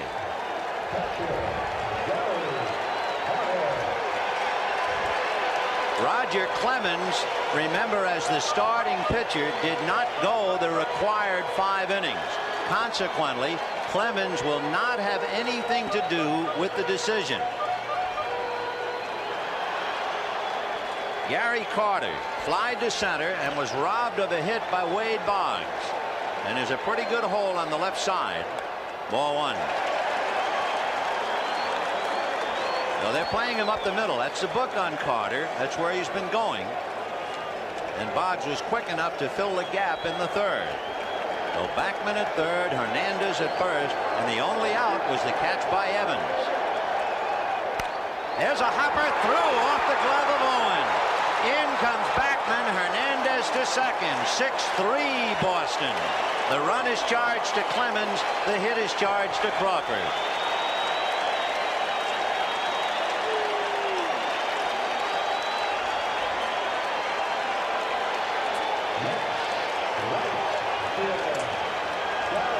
That ball was only about 2 steps from Owens, but really hit, came off that grass. The grass fast, just mowed, and right by him, and the Mets have it going.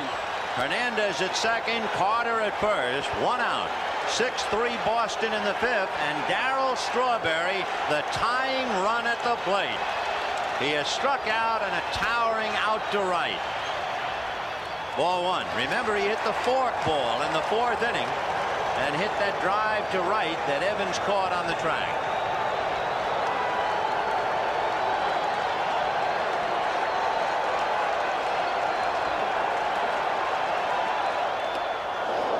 One and one. Boy, I tell you, if you like crowd noise, if it does something to you, you come to the right place and at the right time. They'll start to build again now. 1 ball, 1 strike, 1 out.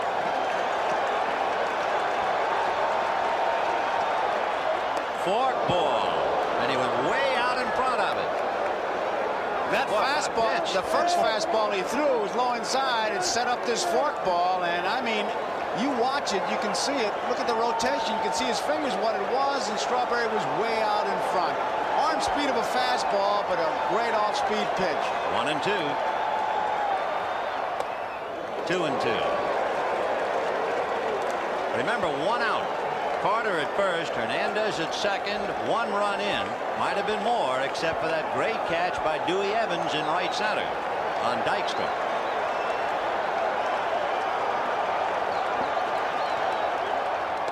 Strike 3 call.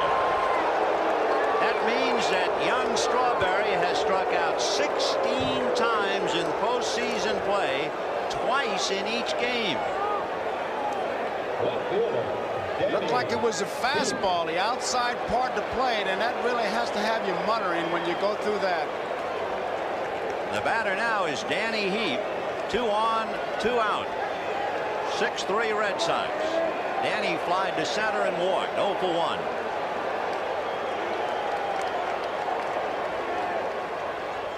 1. Off speed, got that breaking ball in. Strike 1. Standing at first, Gary Carter. At second, Keith Hernandez. Heap hit what appeared to be a hard fly ball to center, if you remember. Went back to the dugout muttering. Off speed, and he went after that. Looks like showing the off speed, make him chase it, and the fastball, keep it away from him. Crawford was in 40 games during the regular year. He had 4 saves, 0-2 record, ERA almost 4, but he's given the Sox a lift. 0-2 to Danny Heap. Shook him off a pitch. He's had a right shoulder injury in July, was on the disabled list as he works on Danny Heap on a 20-day rehab at Pawtucket. He's backed up now by Sammy Stewart, is Steve Crawford. 0-2. 1-2.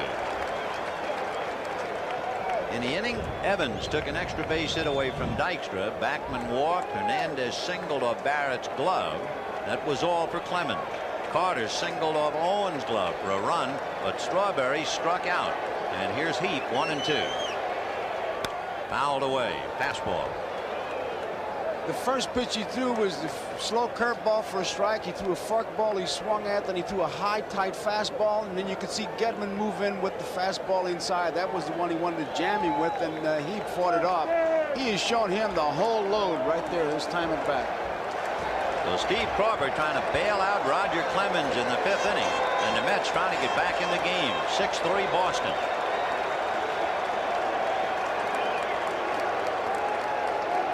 Danny Heap playing for the slumping Mookie Wilson, and he's up there in a dramatic moment.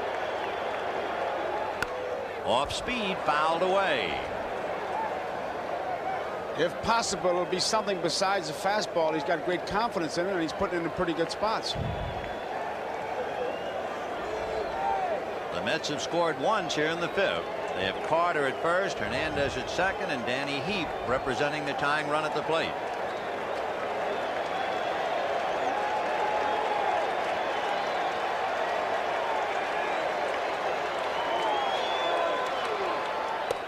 Two and 2. He wanted the fastball inside. You can see Gedman slide over there. Here's where he wants to make it happen. He doesn't want to go deep 3-2 and give those guys about 3 or 4 steps. The Mets do not have great running speed out there. Hernandez at second is okay, but Carter is slow at first. 2-2 to Danny Heap. Big pitch. Ball 3. Now the edge is for the Mets, and McNamara knows it. The runners will be going 3-2 and 2 down. On deck is another left-hand hitter, Howard Johnson. So the runners poised and at the ready.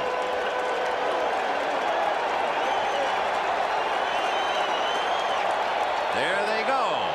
Ground ball to Marty Barrett. Easy play, but he had to wait for Buckner, who hobbled to the bag in time, and the Mets settle for 1, but it's Dwight Evans' play in the 5th and the arm of Steve Crawford that kept the Mets away. Meanwhile, the Mets make a 2-for-1 switch. Since Danny Heap made the last out, Rick Aguilera comes in and will bat in Danny Heap's spot. Then you take Heap out and Mookie Wilson is in left field. That means he bats 9th, and he'll be 3rd up in the bottom of the 6th inning. Rick Aguilera, fastball, curve, and slider is his best pitch. And although the Red Sox have already hit 2 out, Henderson and Evans, Davey Johnson brings in a pitcher who gave up the most home runs on the staff. He did a great job in relief against Houston. He went 5 innings against the Astros, no runs. He had one problem this year, and it was when the Mets clinched in the raucous, riotous celebration. A fan jumped on him on September the 17th, and Aguilera hurt his left shoulder. That set him back a bit. He also has a pretty good bat, although it's very doubtful that he'll have a chance to swing it. Meanwhile, Steve Crawford has his first major league at bat.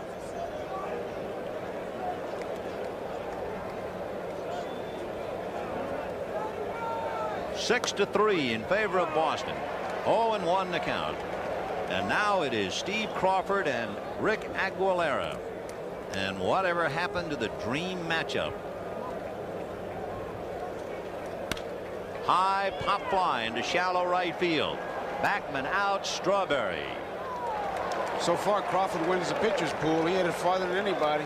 There they are. They have given baseball fans throughout the country great memories all year, but they walk off the stage tonight leaving a lot. Clemens not involved in the decision. Gooden could only lose. Remarkable. So the greatest pairing since Lunt and Fontaine here in New York, and they're gone. And here's Boggs. Right. Robbed of a hit by Backman. Double to left to drive in a run. Then aboard on a fielder's choice when he grounded to short in the 4th inning.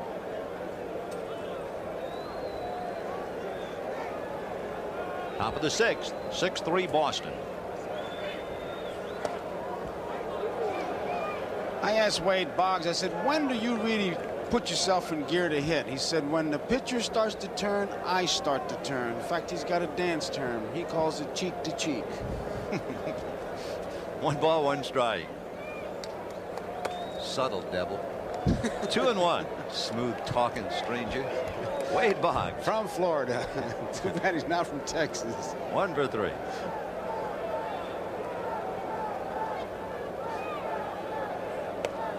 Ball 3.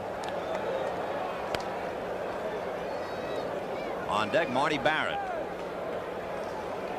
Wonder how dedicated he is. He was reading Ted Williams' book on hitting when he was in the Little League. Great book to read. 3-1. You know, you talk about Boggs as he draws that walk. Wade Boggs has a lifetime batting average in 5 years with the Red Sox of .352. Ted Williams had a lifetime batting average of .344 over 19 years.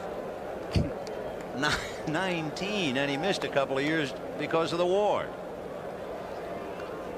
I can still see him hit those hard sinkers. It looked like they were going to go out the ballpark and they zoom right down. You know, talking about Ted Williams is another great hitter in the ballpark tonight. Oh, yeah, we saw him. Yeah. There goes Boggs, and the ball is hit slowly to short. Santana in a hurry. Off balance throw gets him, but Barrett did his job with the runner going. Roll down. Every great batter works on the theory that the pitcher is more afraid of him than he is of the pitcher. And I can hear Bob Gibson right now saying, oh, yeah. You know, we were talking about great pairings, and in the course of it tonight, we talked about the Bob Gibson Denny McLain pairing. They were each MVP that year. McLain won 31. Gibby won 22 when they met in the '68 series. But the year that Bob Gibson had in 1968, to me, is as great a year as I have ever heard of. He was never knocked out of a game, and he made 34 starts. Never knocked out. 4-1. He completed 28 of the 34 starts. Completed them. And his earned run average was 1. And the managers were afraid to take the ball from him. Wow. 1-0 to Billy Bucks. He lined to short, single to right, fly to left. 6-3 Boston, top of the 6th. Ball 2. Boggs at second with 1 out.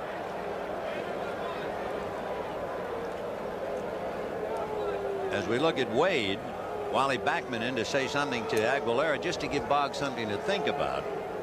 The conversation is always the same. Come on, we can't make a play if you're going to walk people. Make them hit that ball.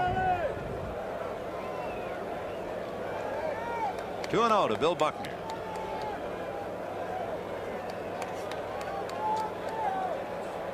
On the corner for a strike, 2-1. Aguilera had some bursts of great pitching. From June to August, he was 6-0. He had a career high 9 strikeouts in a game against the Reds. He had 2 injuries besides that shoulder injury we talked about. He also had inflammation of the right knee and had to come out for a while. 2-2.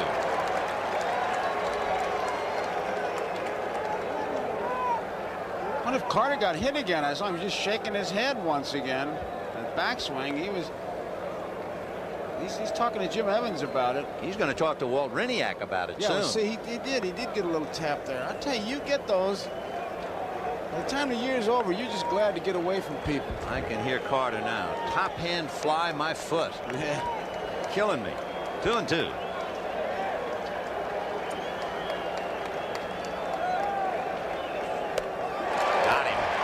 So down goes Buckner. Boggs at second base is left there, and at the end of 5.5, Sox 6, Mets 3.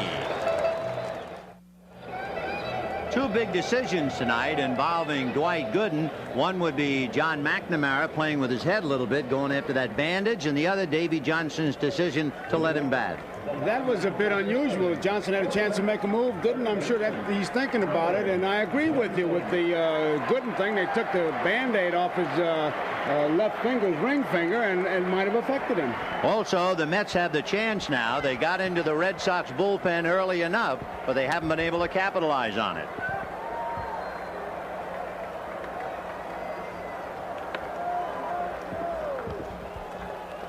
Howard Johnson will start it off, followed by Rafael Santana, and remember, Mookie Wilson bats 9th. So Steve Crawford working on Johnson.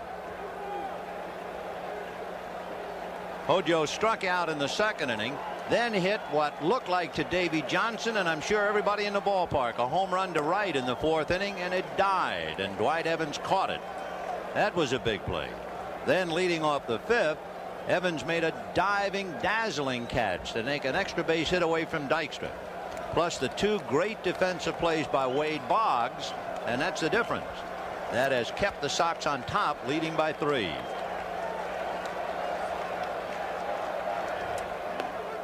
Strike.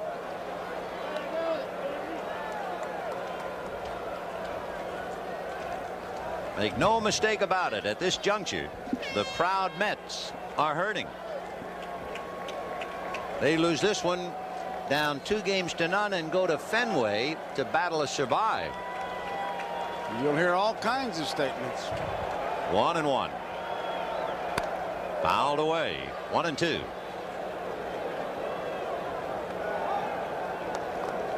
Last year, in a storybook year anyway, Kansas City lost the first 2 at home and then came back to win. But boy, that is a tough mountain to climb. There it is. Well, sometimes history can be inspirational if needed, and we're not sure whether the Mets will need that or not. Well, the Red Sox sitting on top of a 6-3 lead here in the 6th inning. 1-2.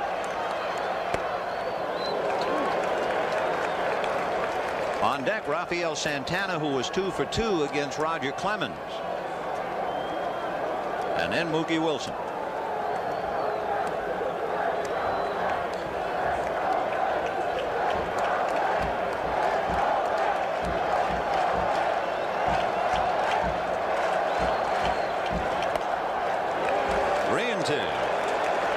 Sends managers to the water cooler and gets the old boiler really humming is to have a 6-3 lead. And there you see John McNamara. That'll do it, boy. That'll start a hockey game in the middle of your stomach. 3-2. You got a 3-run lead. Just throw strikes, no finessing. And here's Crawford out there with a full count. 3-2 to Howard Johnson, opening up the 6th inning. Line drive foul. One hops up into the seats. How many times I've heard it said it doesn't show up as a pitcher being wild when somebody gets the base hit, but when they keep taking those hitters deep, 3-2, it's not good pitching.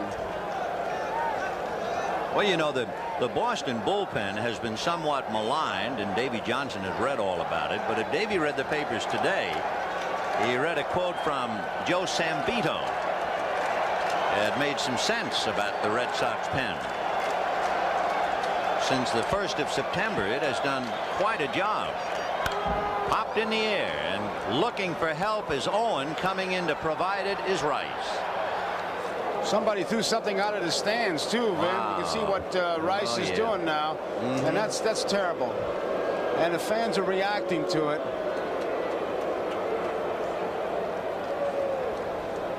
Looks like a ball of sorts. So Jim Rice makes a good play. Fan trying to distract him. Wow, did you see that thing go by like Halley's Comet? And you can see Rice pointing towards it. No need for that. What Sambito said, and it really is sharpened up now, he said since September the 1st, the Boston bullpen has fewer losses than any team in baseball. And remember, the Boston bullpen did not lose a game at Fenway Park all year. They're going to check it first. No swing, says Harry Wendelstedt, and the count 1 ball and no strikes. And the Boston bullpen, the only team to have 3 men with 9 or more saves. And Crawford is trying to make that statement stand up. 1-0 to Rafael Santana. Ground foul. Buddy Harrelson, who played every inning of 2 World Series for the Mets in '69 and '73. You might remember he got into a wildly written about fight with Pete Rose. Boy, I can see why you'd want him as a coach. He's very active before the game, in the game. Batting practice. Yeah. He's a good one. 1-1. Strike. You know, I was saying that before, that the Red Sox were getting ready for Gooden by having Bill Fisher and Glenn Hoffman pitch batting practice. The Mets were getting ready for Clemens with Buddy Harrelson and Greg Pavlik. So how important is batting practice? 2-2. This time of the year, it's just to break a sweat. If you're not ready by now. I mean, I would think if you really wanted to get ready for flamethrowers, you'd stand 5 feet in front of the plate if Buddy Harrelson is pitching batting practice. Maybe 10 feet. Maybe 10. 2-2. The count to Rafael Santana. Hit an inside fastball. It's backhanded and short hop by Boggs. Oh, what a play by Wade. That's the 3rd dazzler he's turned in tonight. Hey, we talk about him reading Ted Williams' book. He's been reading the Brooks Robinson book. Here's one where he backhands a short hopper, sets himself, and then makes the long throw. That's his 3rd great play tonight. Wade Boggs dazzling him with his glove. He has 1 hit, but boy, has he come up with 3 beauties. On Hernandez, on the carom shot off Clemens' leg, on Carter that would have driven in a run to tie up the game. And now this play on Santana. And then there was the other great defensive play by Dwight Evans on the ball hit by Dykstra. Mookie Wilson, ball one.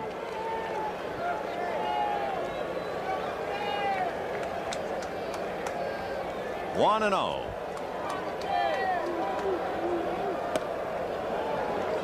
One ball, one strike. Steve Crawford had to come in the 5th inning and pitch to Carter, who singled, but he struck out Strawberry and got heaped to ground out. Now he's gotten 2 outs in the 6th thanks to Wade Boggs. Foul back, 1-2. Red Sox 6, Mets 3. And a reminder, our viewers will be selecting the NBC Miller Lite Player of the Game at the conclusion of the ball game. Meanwhile, Ray Knight talking to Keith Hernandez, but it can't be a very happy conversation.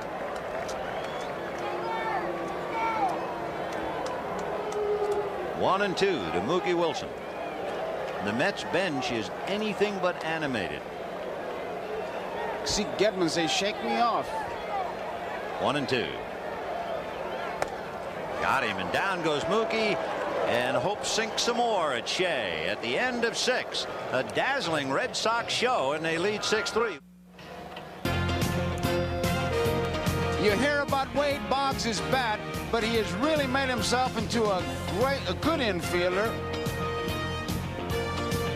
One of the great plays that he's made, and it was.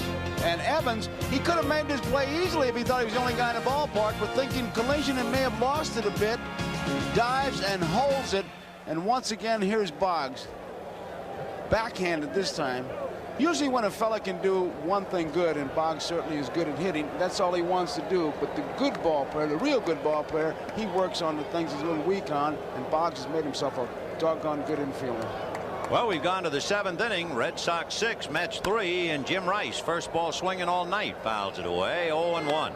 The Red Sox have really shown the Mets their game, and of course Boggs has really been a major portion of it. A couple of dazzling plays at third, as you've seen.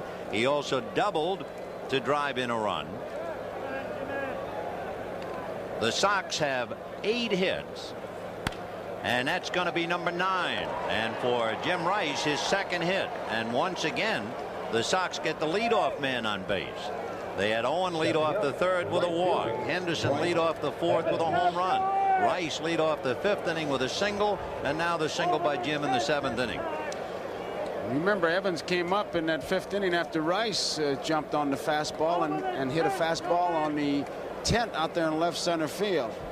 He'll look for his pitch, and if he gets it, he'll take a pretty good rip. You know, if you have studied baseball at all, you know that the Mets have not been the only people to host a game here at Shea Stadium. The Yankees played here. Here's a base hit to center. The 2 on and nobody out. The point being that a couple of the Red Sox were no strangers at all to Shea Stadium when the Yankees played here. Don Baylor played here. Bill Buckner, Dwight Evans, Tim Lawler, Jim Rice, Joe Sambito, Calvin Schiraldi, and Tom Seaver.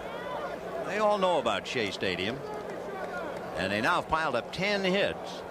For Evans, he has a single and a 2-run home run, and here is Gedman, who was the only regular in the lineup without a hit. Everybody else has at least one, and forget the pitcher. They jumped on the first pitch, Rice and Evans. And he tried to. 0-1. The Mets thought he might bunt. They brought up the corners, but now Hernandez is back. Howard Johnson is right at the bag at third, so they're not expecting Gedman to bunt towards first, at least.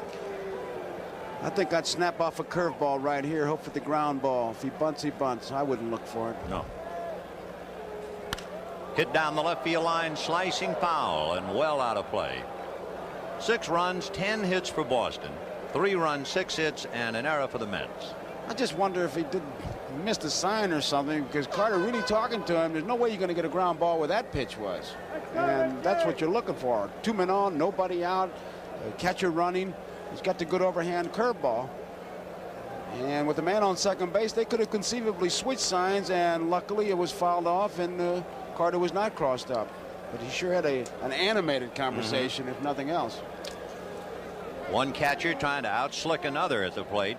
Gedman grounded out and then struck out in the 3rd inning and struck out in the 5th against Gooden, who went quietly in the 5th inning even though he struck out the side. He gave up a single and a home run to Evans and he was done.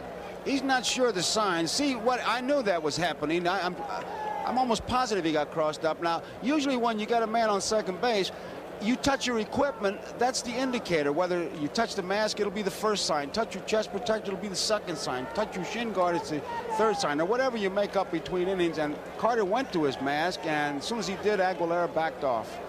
Now he goes to the protector and then the mask, and we'll see about the 0-2 pitch. It's Loop back a second into shallow center. It's going to fall for a hit. Coming to third is Rice. The ball is bobbled in center, but they're still going to hold him. And the bases are loaded with nobody out. And Carter is still annoyed and upset with Aguilera. He shook his head and patted him, although that time maybe he was just consoling him over the blooper. They made a good pitch, and the hitter got away with it anyway. So now Gedman joins the fun. He bloops a single to center, and everybody but the pitcher with a base hit. And the batter is Dave Henderson. Dykstra thinking maybe Rice was going to come to the plate, but there was no chance, especially with nobody out. Even though he dropped the ball, they had already sent Jim back. Nobody out. They're not going to take many chances. I mean, it's station to station. Keep making left turns, guys. Rice at third, Evans at second, Gedman at first. And here is Henderson. Flied to center, hit the home run and struck out. The infield has to play up.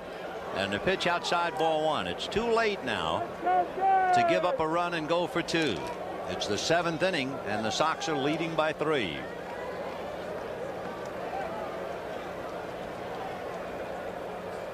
And it sounded like a cracked bat single into right field. Rice will score, and that's it. 90 feet at a time, and it is 7-3 Boston. Still nobody out, and I heard that bat crack, so Henderson won't use it again. And Johnson would like to crack it over his knee if he could. Base hit, 90 feet. Looked like a fastball inside part of the plate. He sinks it in, kind of hit it off the end. Perfect spot with the infield in, and move up 90 feet, get some gas, and look at the road map. So that's 4 consecutive hits by the Red Sox in the 7th inning. Rice, Evans, Gedman, and Henderson. Jesse Orosco begins to loosen up down in the Mets bullpen. Well, the Mets are really hurting now. There's Jesse. The batter is Spike Owen, and Doug Sisk has now joined Jesse. Boy, that would be a contrast. Orosco hanging on, having to strike out Kevin Bass for the big out in the big game, and then to be brought in mopping up in a 7-3 game.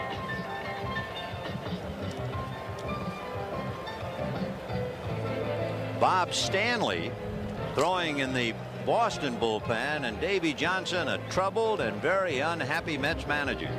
Here's Bob. So the Sox just trying to tear it wide open now. Evans at third, Gedman at second, Henderson at first. And the infield must stay up. You might say, why would you wonder about a grand slam home run with Spike Owen at the plate? Well, the last grand slam in a World Series was by a pitcher. 4-1. Dave McNally of Baltimore. He hit it off Wayne Granger, so in case you had the thought. Steve Crawford is not on deck yet, and now he's coming up the steps of the dugout. 1 ball, no strikes. Fouled away.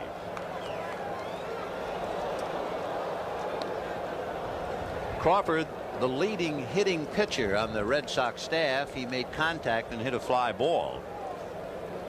But Roger Clemens allowed to swing 2-0, sacrificed in the 4th inning, and it was Clemens who bunted, and Hernandez made the bad defensive play in the 3rd inning. Nobody out, and there's a base hit to left field. In comes Evans. He'll stop Gedman. You go 90, I go 90, and we go up 8-3, say the Sox. It looks like they're playing one of those video arcade games. You get a hit and they all just move up. They just move up. So that's 5 consecutive singles, like needles, acupuncture applied to Dave Johnson, but not to relieve pain, but to give pain. And it's time to go to the chewing tobacco. And that's one of the tip-offs. When Davy Johnson puts a chew in his mouth and heads for the mound, that's all for the pitcher, and the pitchers know that. And he's got a mouthful right now, and Mike Greenwell is going to come up and bat for Crawford and try and just dismantle the game, but not before Davy goes out to the mound. That's a ritual. A chew of tobacco and a hook for the pitcher. So it is 8-3 Boston. Bases loaded, nobody out. The Sox are out of sight. There are 55,063 here at Shea, but it is a greatly deflated ballpark. Now we see empty seats. Now we see people heading home. Now, for the first time tonight, the enthusiasm has gone down the drain. The bubble has been burst. The air is out of the balloon. You can use all the cliches, but the city of New York knows it's in trouble. The Mets are down 8-3. Unless they come up with a remarkable rally, they will lose their earrings and their straw hat, and they will take the act to Boston, where Fenway Park awaits Bob Ojeda, and the oil can will be on the mound. When you got a big lead and you see that happen, the expression is they must be selling fire in the stands. Well, the fire has gone out in one corner, and Bruce Hurst, who really stoked it last night for the Red Sox, reliving a happy moment and blowing a pretty good bubble. Boy, I'd rather see that than see those guys chewing that tobacco. Yeah, and how? Well, Jesse Orosco, just a couple of days ago, the most dramatic moment, striking out Kevin Bass with sliders, and all of New York holding its collective breath. And now mopping up. 8-3 Boston in the 7th. Here's Mike Greenwell batting for Crawford. The Mets infield still up after 5 consecutive singles. It's like being eaten to death by an angry moth. They don't make any dents. You hardly know you've been hit. But Rice singled, Evans singled, Gedman singled, Henderson singled, Owen singled. Nobody out, bases loaded, 2 in, 8-3 Boston.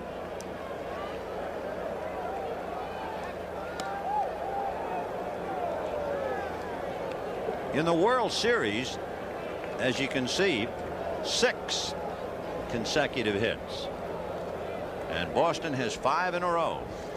Those 6, by the way, were in the 9th inning. You could hit a home run right now and you'd stop the rally. 1 ball, 1 strike. Ball 2, 2-1. I mean, look at all those singles. Center field, center field, center field, right field, left field.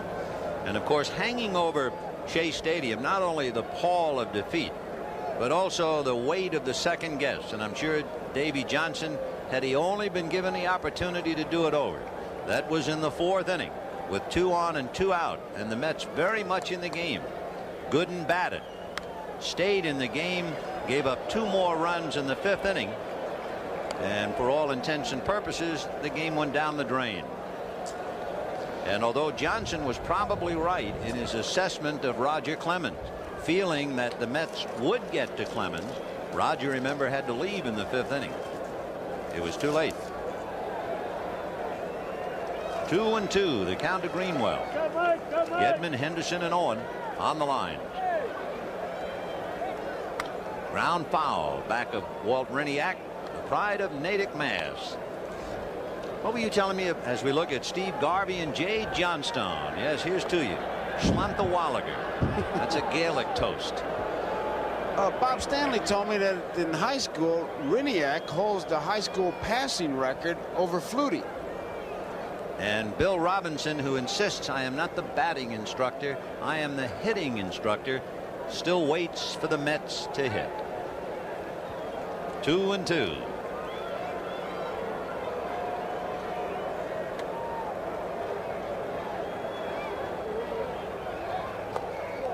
And Orosco goes 3-2. Davey uses that great expression that he gives this summer, then unfavorable chance deviations. This is one of them. Boy, it sure is. His computer has broken down tonight. And on deck, Mr. Boggs. Boy, what a night he's had. Infield up, bases loaded, nobody out, 2 runs in. Red Sox 8, Mets 3. Got him. He looked it all the way, and it got the corner. So there's a busted dream. Young Mike Greenwell in the bases loaded in the World Series, caught on that sidearm snake that got the outside corner. Well, Roscoe, he can be tough on the left-hand hitter. He sidearms you. Watch where he comes from. Looking away once again. Arm like a rope out there, and he watched it all the way, and nothing he can do. That was a good pitch. Bob Stanley has concluded his warm-ups in the Red Sox pen, and now here's Boggs. Bases loaded, 1 out. The infield is halfway. Ball 1. 1-0. So they've backed off a little. Howard Johnson, however, remains near the bag at third. Gedman, Henderson, and Owen out there.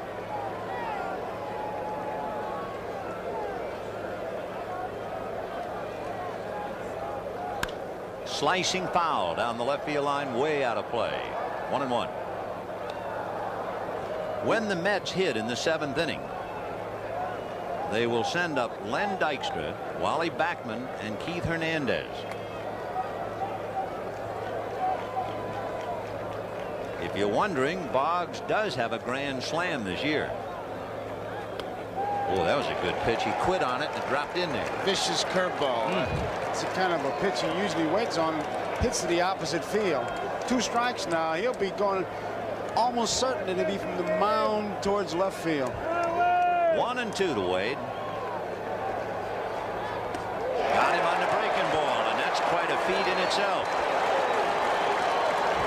So Orozco strikes out Greenwell and Boggs, and that'll bring up Marty Barrett. Second baseman, Marty. Big breaking curveball, but it is also his motion. When he gets that left arm out there, watch it. Looks away. That's intimidating. Finds that target, and look at that. From way out there, the curveball. And you can see Boggs bailing out. Bat was there, but the body was in the first base coach's box. Marty Barrett grounded out, twice singled to right and grounded to short, but he's gone the other way 3 out of 4 times. Ball 1. Remember last night talking to him, he said, I want to protect that outside part of the plate. I go that way. I'd rather be jammed inside than to take that pitch outside for a strike. Well, they say he likes the ball away, and he has certainly shown that in the 2 games. On the outside corner, but it was up, and they count 1 ball, 1 strike. You can see by his stance that he strides that way. Orozco with a fastball and a good slider. There's that mystery foot. He moves it but doesn't know why. As soon as he starts to swing, there's that mystery batter's box. Yeah, it's a rumor. Ball 2, 2-1. There's no such thing as a batter's box. It's long gone.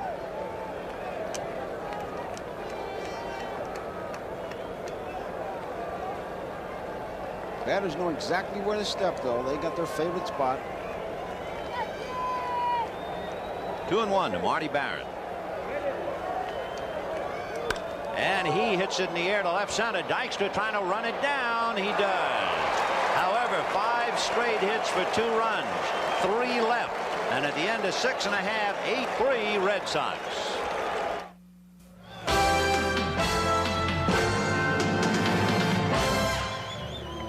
Tuesday night at historic Fenway Park in Boston. It'll be the return of Bobby Ojeda in a New York Mets uniform, and the can will be waiting.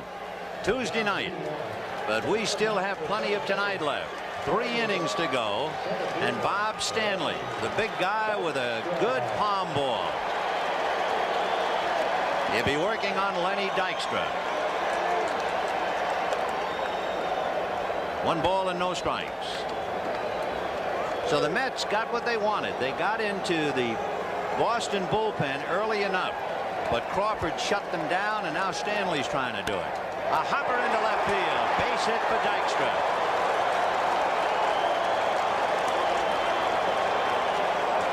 And if there is any life left in this crowd at Shea, we'll see it now as Backman comes up and Hernandez on deck.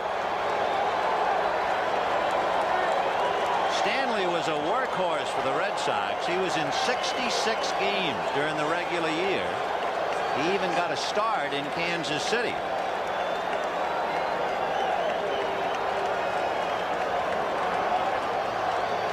Dykstra at first with Buckner in front of him and Backman at the plate. And he's going to try and left the bunt in Rich Gedman's mitt. 0-1. It's kind of interesting the way Buckner and Dykstra are playing over there. Buckner's way off the bag and he's setting up a defensive maneuver with his second baseman Barrett. There you see it, and Dykstra gets behind him. It is 8-3 Red Sox, bottom of the 7th inning. There's the palm ball, and he missed with it. 1 ball and 1 strike. Bob Stanley finished 50 of his 65 relief appearances. I mean, he got the job done when they needed it. Backman waiting. 1 ball, 1 strike. And there's a ball hit into left center, base hit. Dykstra to second and holding, and the Mets try to come back.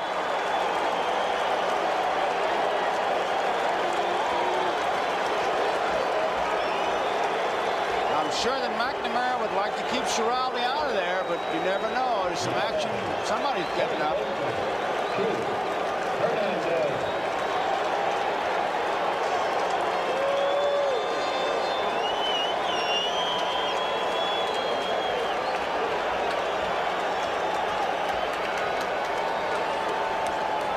The crowd is showing life. The Mets pen quiet, but now Fernandez throwing. Calvin Schiraldi gets up in the Boston bullpen. So Dykstra at second, Backman at first, nobody out. 8-3 Boston in the 7th.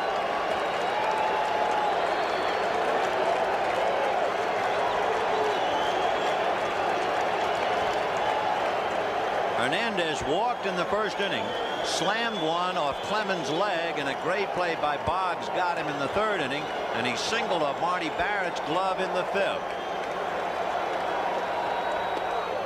Strike. One thing about the Mets, as with any championship ball club, they don't quit, and the Mets had 39 come from behind victories this year. 0-1. Fouled away off to the left, and now Hernandez in a hole. 0-2.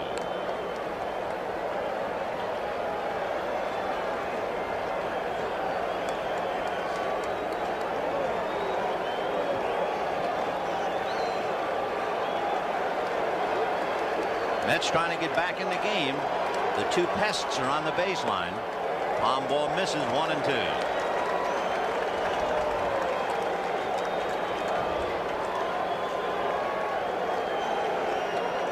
On deck, Gary Carter.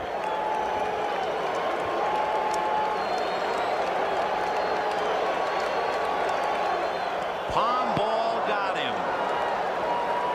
You talk about changing speeds. What a surprise that was. 1 ball and 2 strikes, and Stanley gives it the big windup and throws the palm ball. There you see it. You got a good look at how deep in his hand it was. And Hernandez not only out in front, but way off balance. That super slow-mo really showed that palm ball. I think the palm ball is extremely effective, especially if you're a man as big as Stanley. He's 6'4" and 220, and you expect everything to come up to the plate in a hurry. Here is Carter. It's that arm speed once again. Yeah. Very deceiving. Carter flied to center, robbed of a hit by Boggs, and singled. Strike. Boggs made a great play on Gary's ball. Otherwise, the Mets would have tied the game in the 3rd inning. And then Carter singled off the glove of Owen against Crawford. So Stanley has 1 out, 2 on, 0-1 to count, and Darryl Strawberry on deck. Good sinker. Bottom dropped out. The old expression really holding true. 0-2 the count. And there is Strawberry, the big gun that has been thoroughly silenced in October. You know Carter's got that palm ball that he threw to Hernandez on his mind. 0-2.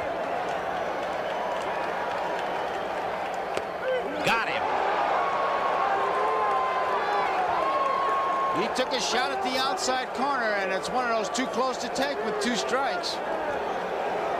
Right fielder, And that pretty much says it all. I don't think it was a strike, but... Boy, there's a lot of head shaking in New York. Confused, bewildered. Talking about confused and bewildered, pretty good words to describe Darryl Strawberry up to now.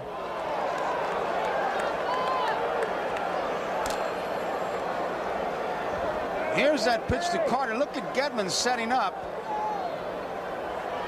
There was no doubt in Evans' mind. 0-1. 1 ball and 1 strike. Vin, if I was Strawberry right now, I would look, as we look at Carter, I would look for the pound ball right now and just guess and give him a strike. Can't do any worse than that. He has struck out twice tonight. Ball 2, 2-1, and he has had as humiliating a time in the postseason activity as any big hitter. Let's take a look at that. There's the grip. That's why they call it the pound ball. It's very simple. Deep in your palm, and you use the arm speed like you're throwing a fastball. Of course, he looks like Dizzy Gillespie the way he was puffed up there. Fouled away, and Strawberry out in front of it, and a count 2-2. Lee Mazzilli. Remember, Strawberry is followed by the pitcher after that 2-for-1 switch with Aguilar and Wilson. So Lee Mazzilli is on deck to bat for Orozco if he gets a chance. Little roller up along first base, foul ball. Sinker ball, the outside part of the plate, tried to pull it. Just confused. For the Mets, this inning is not a typical inning. Not for Carter, not for Hernandez, but it was typical for Dykstra and Backman. The little pests set the table. Dykstra single to left, Backman single to center. But the big guys were thoroughly muffled as Hernandez struck out and Carter strikes out. And here is Strawberry with 2 strikes. 3-2. Tell you one thing, I don't know how in the world you can throw a pound ball for a strike, and the Mets are probably wondering that too. Hernandez is angry, visibly affected about the way that ball fooled him to strike him out. 3-2, runners go. 1 hopper, staying with it is Spike on. Low throw, Buckner digs it out. It's as if they're trying to tantalize the Mets. 2 are left, and at the end of 7, 8-3 Boston. This telecast is presented by authority of Major League Baseball. It may not be reproduced or retransmitted in any form without the express written consent of Major League Baseball. It is 8-3 Boston in the 8th inning. The Mets have left 6 men in the last 4 innings. They have left 8 in the game. The Red Sox left the bases loaded in the 7th inning, and they're still breezing and leading by 5. leading off the 8th inning for the Boston Red Sox. First baseman Bill Buckner, followed by Jim Rice, and then Dwight Evans against Jesse Orozco. Buckner lined to short, single to right to drive in a run, flied to left and struck out.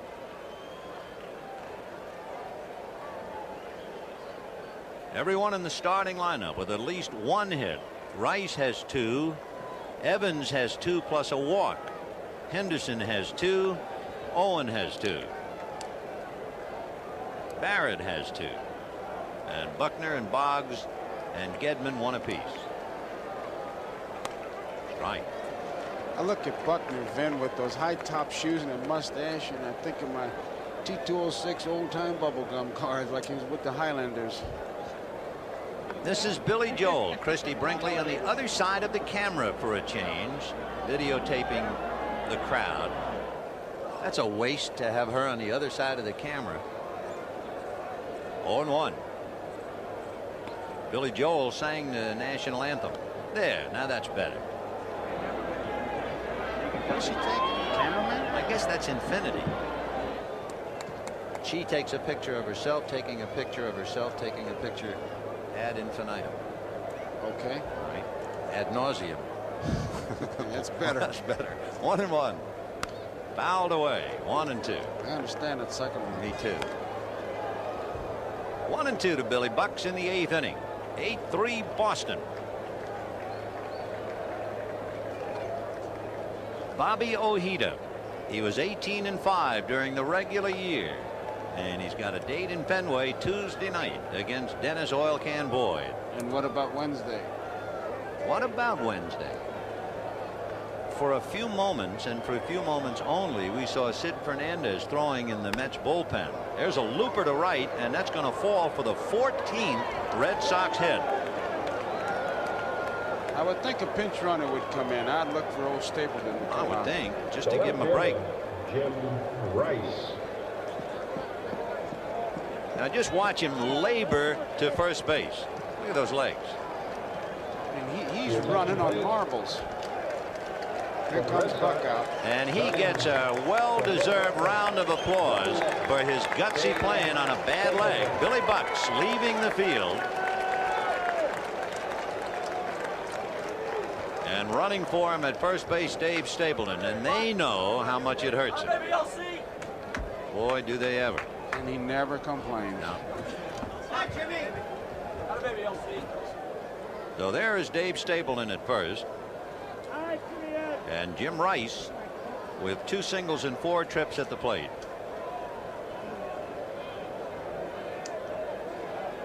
He has hit the first pitch, or at least swung at it, every time up, and he fouls that one away.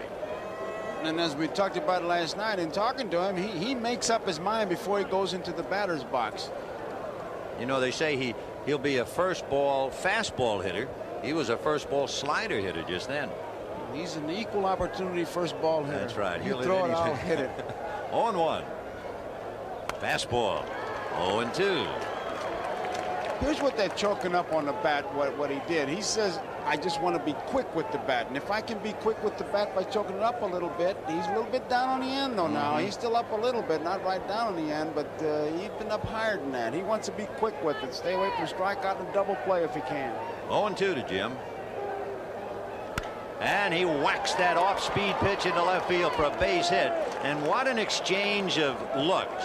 Gary Carter turned and walked away in disgust, looking over towards the Mets dugout. Orozco stared at Carter as he walked over towards third, as if to say, no matter what we serve up there, it's a base hit. Boy, the Sox have really made an impression on the Mets tonight with 15 hits and 8 runs.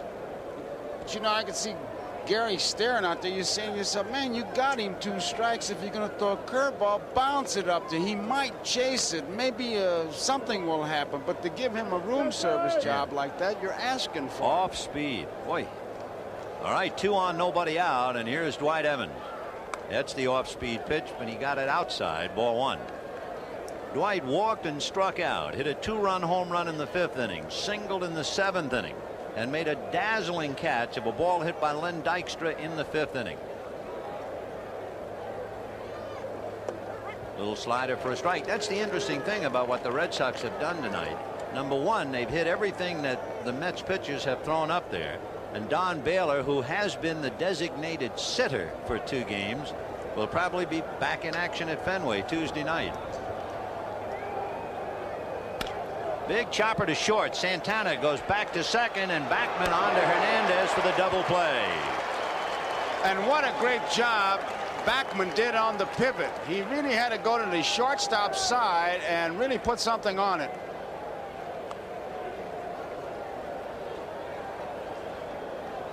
Santana gives him a good ball ahead. Now watch where he ends up. Try to take him out of the play, but he really made a great pivot. A rolling block by Jim Rice to no avail, and with 2 down, Dave Stapleton is at third, and the batter is Rich Gedman. Can you imagine what Rice must sound like coming down to Backman, like the 5:15 leaving Grand Central? So Gedman with 2 out in the 8th, 8-3 Boston. Ball 1, 1-0. When the Mets hit in the bottom of the 8th, there'll be a hitter for Orozco, then Johnson and Santana and Wilson batting 9th and 4th in the inning. Rice down the stairs and out of view.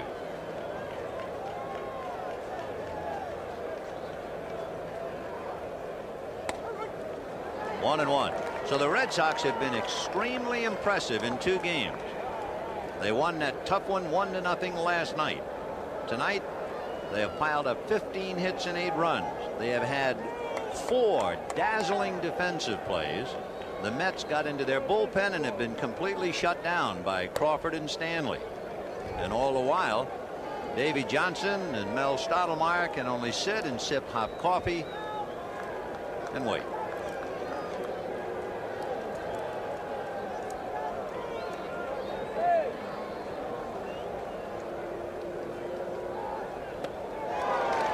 Two and two. And as you say that, man, I just think of that shot of Baylor. There'll be no pitcher in the 9th spot when they get to Fenway, and Baylor's had a tremendous year for him. And remember how they talked about how the Red Sox were going to be at such a great disadvantage. They couldn't have the DH. They'd have to maneuver their pitchers. They'd have to get into the bullpen. 2 and 2. Got him, and he flinched, quit, and Orozco strikes him out. Gives up 2 hits and nothing else. A man left at third at the end of 7 1/2. 8-3 Boston.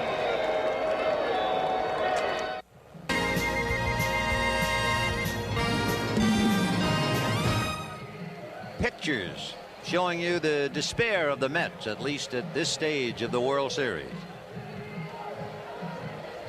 And a date in Fenway Tuesday night. And not exactly a lot of rah-rah down there. Howard Johnson is reaching up towards the heater. And Gary Carter's had a long night. Jesse Orozco, number 13, Lee Mazzilli, followed by Howard Johnson, and then Rafael Santana. Bottom of the 8th inning, 8-3 Sox.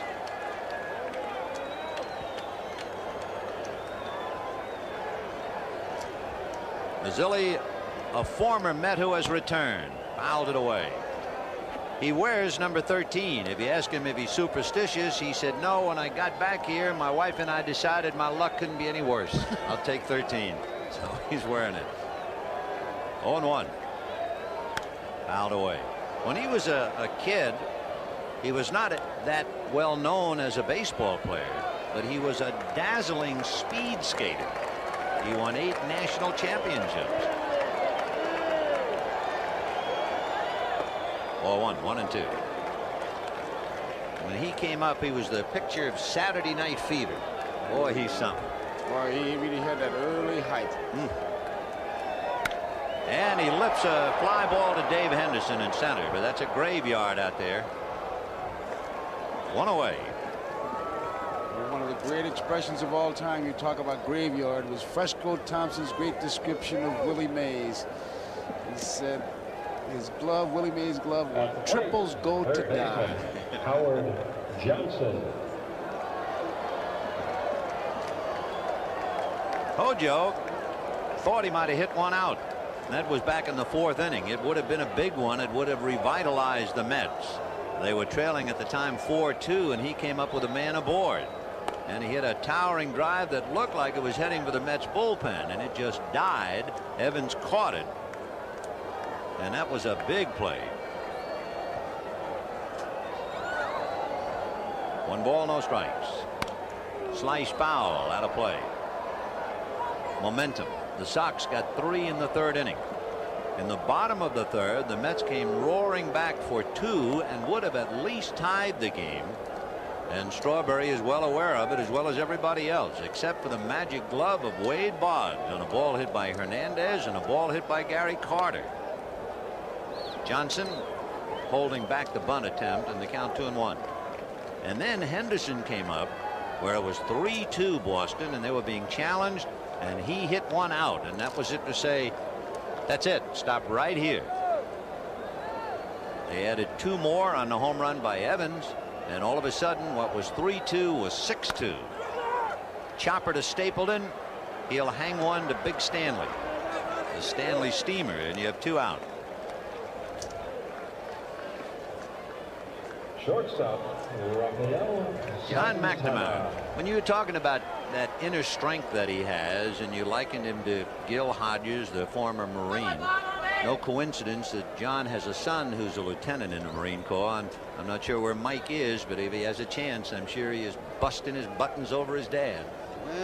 Much like Hodges, because he doesn't say a lot of things, they sometimes mistake that for lack of strength. Fouled away. And Gilly showed it in a hurry. Took John a little bit longer. But I tell you, he runs that ball club. Davy Johnson is not very emotional at all. You can't really tell whether he's winning or losing just looking at him in there. 0-1. That's hit foul down the right field line, out of play. Santana, from whom you would not expect too much offensively, singled in the 3rd inning and singled in the 4th inning against Clemens, and was robbed of a hit in the 6th inning batting against Crawford. He got a high inside fastball and he blackjacked it, and Wade Boggs backhanded and short hopped it and threw him out. That was in the 6th. Well, that's one of the things the Red Sox scouts told their ball club, that Santana is hot, swinging the bat in good shape. 1 ball, 2 strikes. Got him on the breaking ball, and that chills him. Boy, he backed him out of there. He came sidearm, and that took it. There's Tuffle. 3 strikeouts, and it's still 8-3 Sox. Tonight's game has been brought to you by Miller Lite. For great taste, there is only one light beer. By Wendy's, now introducing the big classic hamburger. This is the good stuff. By IBM and the growing family of IBM personal computers. And by Ford and your Ford dealer. Have you driven a Ford lately?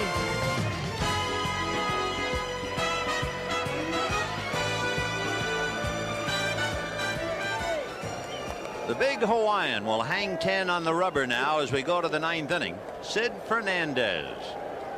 And leading off, Youngster will be the 4th Mets pitcher. Dwight Gooden, then Aguilera, Orozco, and now Fernandez. He will be pitching to Dave Henderson, Spike Owen, and then Bob Stanley. Fernandez, a 16-game winner.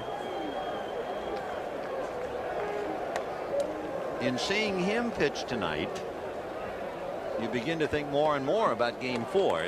Johnson was pretty sure he was not going to expose his young left-hander, who was inclined to be a little wild anyway, to Fenway Park. But now all of a sudden you're starting to wonder. Aguilera pitched a while. He pitched almost 2 innings tonight. Got to be Darling. And would you bring Darling back? Darling last night went 7 innings. Knocked on his numbers in the collision by Henderson. It would appear as if he would be the logical choice. Line drive, 16th hit for the Boston Red Sox. And Fernandez is welcome to the club. 8 hits off Gooden, 5 hits off Aguilera, 2 off Orozco, and now this one against Fernandez. Tuesday night's game is going to be something.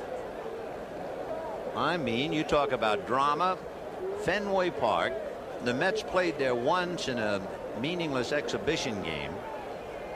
They will be playing for their baseball lives, and it will mark the return of Bobby Ojeda to Boston against the Can. Right. When you talk about Oil Can Boyd, and they talk about the guy's got 6 pitches, natural ability all over the place. Ojeda's done some job and familiar with Fenway Park. And there he is. And I would think the Boston fans will probably make a little noise. Oh. Fouled away, and the count 0-2. Listen, this ball club, I tell you, they waited a long time to make some noise. 1918, the last time that the Red Sox won a championship. Whether that was an ominous note for the Mets and a harbinger of good things to come for Boston. But the last time they won it, they won the first game 1-0, pitched by Babe Ruth, and they won last night 1-0. They had the frustration of 75 and the heartbreak of 78, but they'd forget that in a hurry if they keep this thing going. You don't think the Mets want to spoil that homecoming just like the Red Sox spoil this homecoming. So Tuesday night will be something at Fenway Park. 1-2. Spike Owen, a switch hitter, batting right-handed. Davy Johnson has to be deep in thought, watching Fernandez, thinking about Tuesday, and then the gap in his plans on Wednesday. Ground ball up the middle, and even though it hit the side of the mound, that couldn't take the sting out of it. That's 17 hits. So there are runs in the stockings, and there are 17 hits to go along with them. Number 46. 2 on, nobody out. It's the 3rd hit for Owen. Yep. Henderson 3. And remember, he hit it right-handed. So Spike on. with 3 hits and a walk. And the batter is Bob Stanley. Oh, he wants to crack a bat so he can put it in his trophy case. I know he's videotaping this. Johnny Mack wants him to sacrifice, or at least the Mets think so. Let's see. Yep. Hernandez right on his neck, and he fouled it back. 0-1. Boy, you talk about the first baseman coming. Of course, he's made that play, charging the bunt and getting the force at third. The only way you make the great play is by gambling. He's really going to get burned if Stanley had enough to punch it down the first base line, but that's pretty easy to say. You're in that batter's box. You make up your mind to bunt one way. Very difficult to change. Hernandez knows that, and he is really ready to charge. 0-1 the count. And he's going to push the bunt foul. Look at Hernandez saying, that's okay. You want to do that? That's all right. He's laughing. I tell you, guy's a battler, man. And Stanley pushes at it.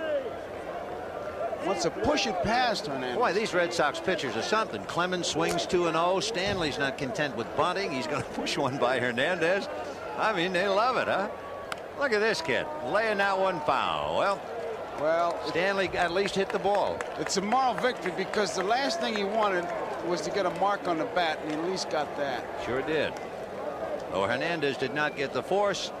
Stanley striking out, bunting foul. 2 on, 1 out, and here's Wade Boggs. Robbed of a hit by Backman, double to left, and walked, and he's at a fielder's choice and struck out. 2 on, 1 out in the ninth. 8-3 Boston.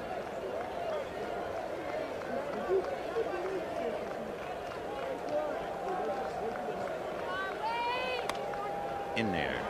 The Mets in the ninth inning are due to send up Mookie Wilson, Len Dykstra, and Wally Backman. Dave Henderson at second, Spike Owen at first, 1 away.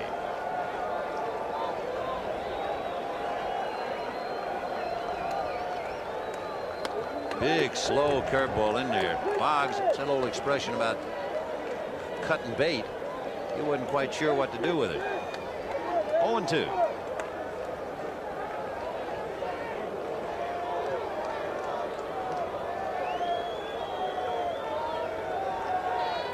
Fouled away.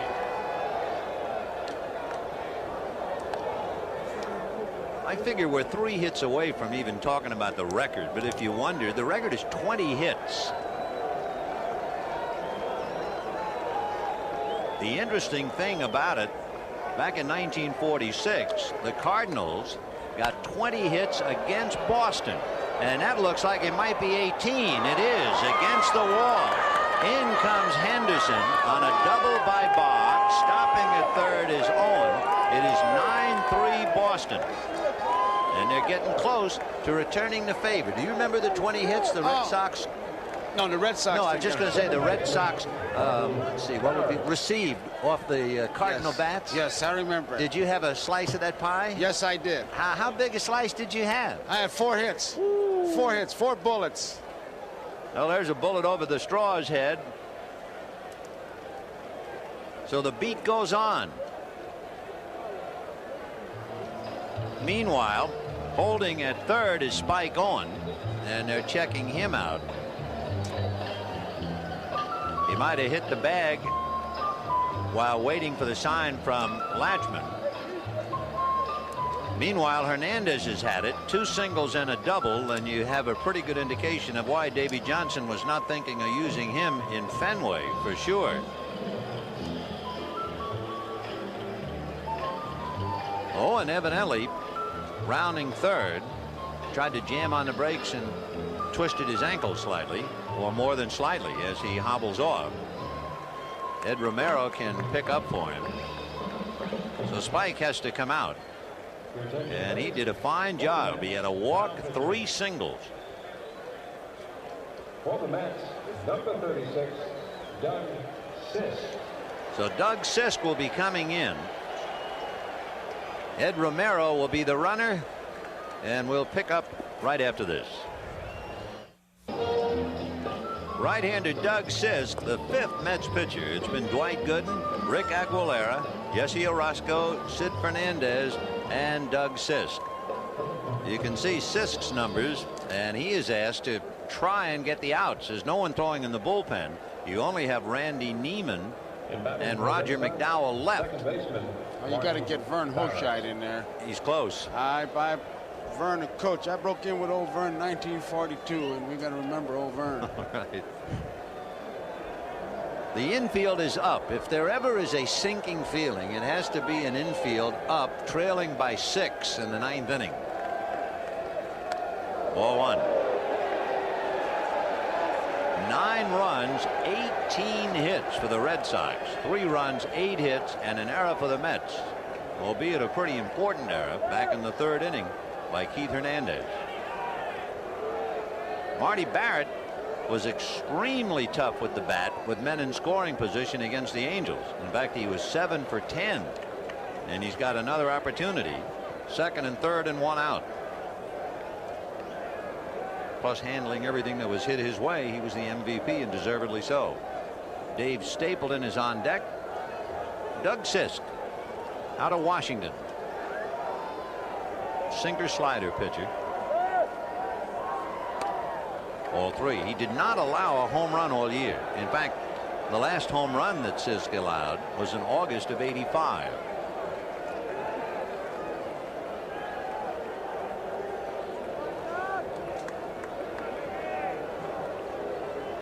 And now they're going to put him on. Well, that'll load the bases with 1 out and bring up Dave Stapleton. Remember Buckner, when he singled in the 8th inning, they took him out and Stapleton ran for him. Dave Stapleton. Isn't that something? What happens to a ball player? You talk about a staircase to paradise. That's the staircase to the cellar. Wrong way.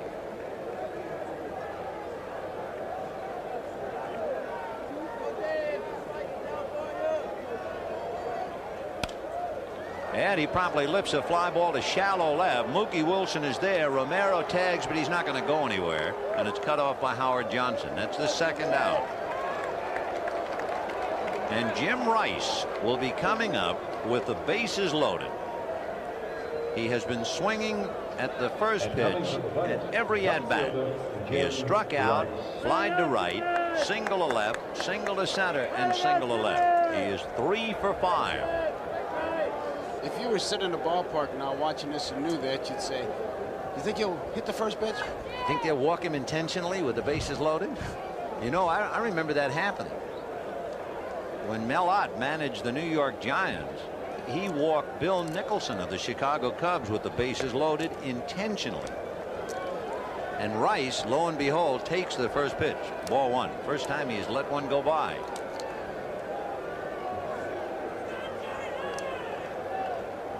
(9-3) Boston. In there. He looks like he's higher on the bat from here. I don't know if the close-up shot, but you can see more of the bat handle than the last time. Yep. Definitely. He was a little bit lower last time. Romero at 3rd, Boggs at 2nd, Barrett at 1st. 2 out. Sinker. 1 and 2. You know, I was talking to Harry Minor, the Mets scout. He was telling me that Sisk coming down the stretch was a pretty good pitcher for him. Kind of got lost with everything else, but he did some pretty good work.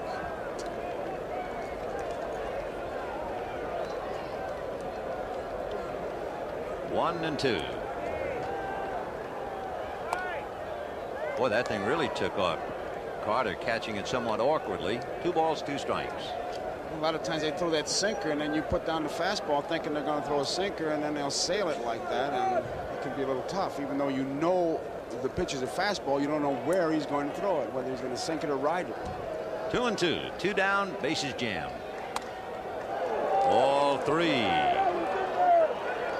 Well, you can't exactly call it a moment of truth, not when it's 9-3. But for Davy Johnson and Mel Stottlemyre, it has certainly been a long night. It's exactly what you saw, a twitching time. Sisk from a stretch, and the runners will go. Got him. And again, Carter had trouble on that pitch. Boy, that ball was really moving. And Gary stayed with it to handle it. The Sox get a run and lead 3. And at the end of 8 1/2, 9-3 Boston. Please leave by the nearest exit. Davy Johnson Your attention, please. summing up, I think, exactly how he must feel tonight. It has been a highly complicated game for him, with the Red Sox scoring 9 runs and 18 hits. He has used 5 pitchers, and he saw his ace Dwight Gooden buffeted for 6 runs in 5 innings. Mookie Wilson, Len Dykstra, and Wally Backman, bottom of the 9th inning. Strike. Bob Stanley trying to slam the lid on it. Steve Crawford would be the pitcher of record because Roger Clemens, as the starter, did not go the required 5. And as you look ahead, Vin, we talked about Tuesday and Wednesday, Schiraldi was only up to throw a few pitches, so that's a plus for the Red Sox. The Red Sox hand gets tougher and stronger. Fly ball to left field. 1 away. Keith Hernandez and the rest of the Mets have to face a sobering fact. In just a few minutes, they're going to be down 2-0 and go to Fenway Park and tangle with the designated hitter and tangle with the Green Monster. Not to mention Oil Can Boyd and Don Baylor and the Sox who are on a roll. Lenny Dykstra, 1 for 3, involved in what seems at first glance is not very important. But in the 5th inning, when the Mets were trying to get off the floor, he was stymied on that great diving catch by Dwight Evans. Then the Mets had a walk and 2 singles. And with the ballpark bursting in sound, Strawberry struck out, and there was a ground ball, and that was that.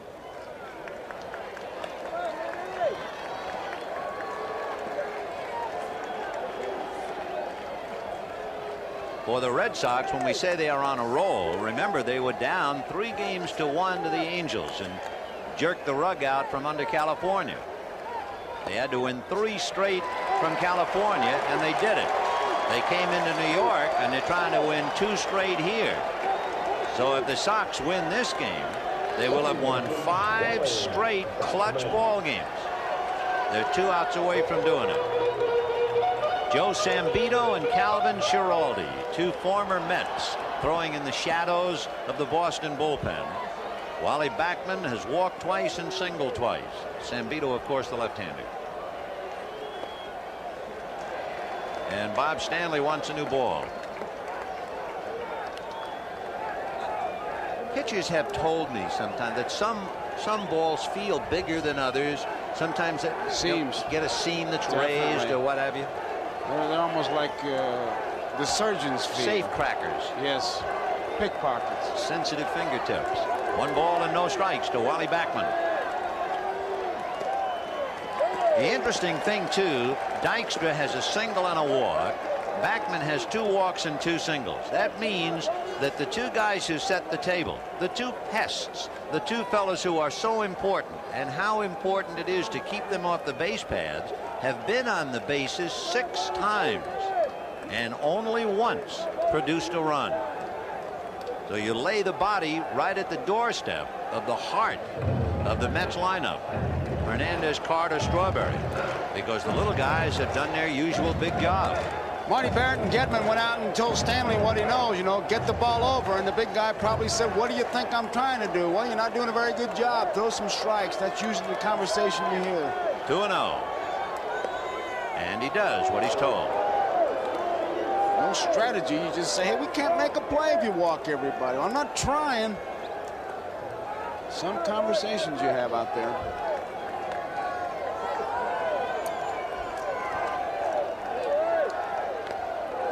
Two and 2.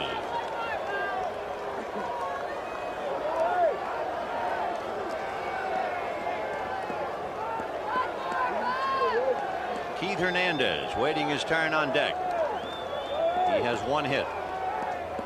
Had he gotten another hit, the slam off Clemens' leg, who knows how this one would have gone. Slow roller to Stapleton at the bag. He'll take the easy out. 2 down with Dykstra at second base, and the batter is Hernandez. Our special thanks for some great shots to Michael Weissman, Harry Coyle, and George Finkel. It was not much of a story as the Red Sox broke it open in the 7th inning. 9-3 Boston. Tomorrow's moving day, and Tuesday night at Fenway Park. Bob Ojeda, Dennis Boyd.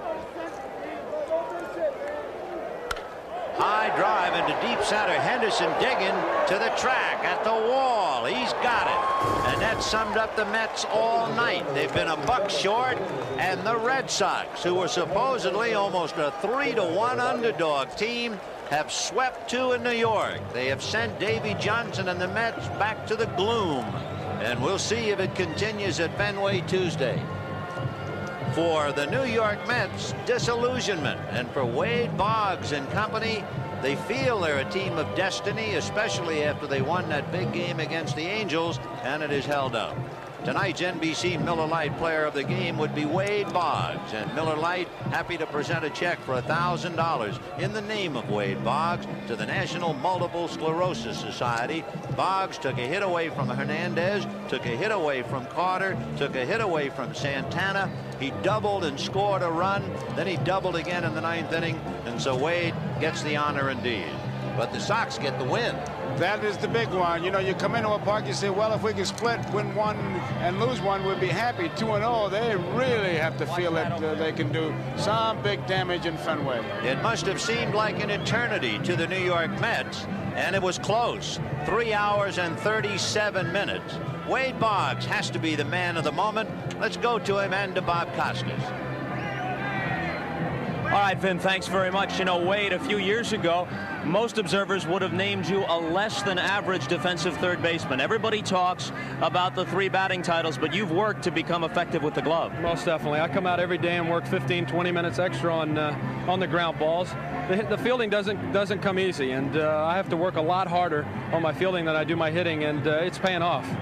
You made a play on Mookie Wilson in the 7th last night. We're looking at a couple of the plays you turned in tonight, but in the 7th to take a hit away, and that preserved the 1-0 lead for Bruce Hurst last night, and at least 3 fine plays tonight. Well, I didn't get any hits last night, but I felt like I went 4 for 4 with that diving play that I made that eventually saved the tying run.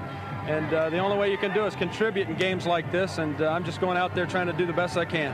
When people look at a guy with a lifetime batting average of .352 and 3 batting titles, they figure it's been a success story throughout. And yet, just a few years ago, the Red Sox organization left you unprotected.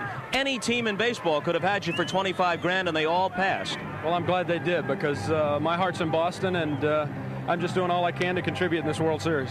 You guys have won 5 in a row after coming back from the brink of elimination, down 3-1, and now you're up 2-0 heading back to Fenway. Got to be a great feeling. It's a great feeling. This team's got a lot of heart, and they've never given up all year. We've had a lot of adversity on the field and off the field, and we just put forth the effort, and it's paying off. Thanks, Wade. The other side of the emotional scale, embodied by Gary Carter. He's on the other side of the field with Marv Albert. Marv?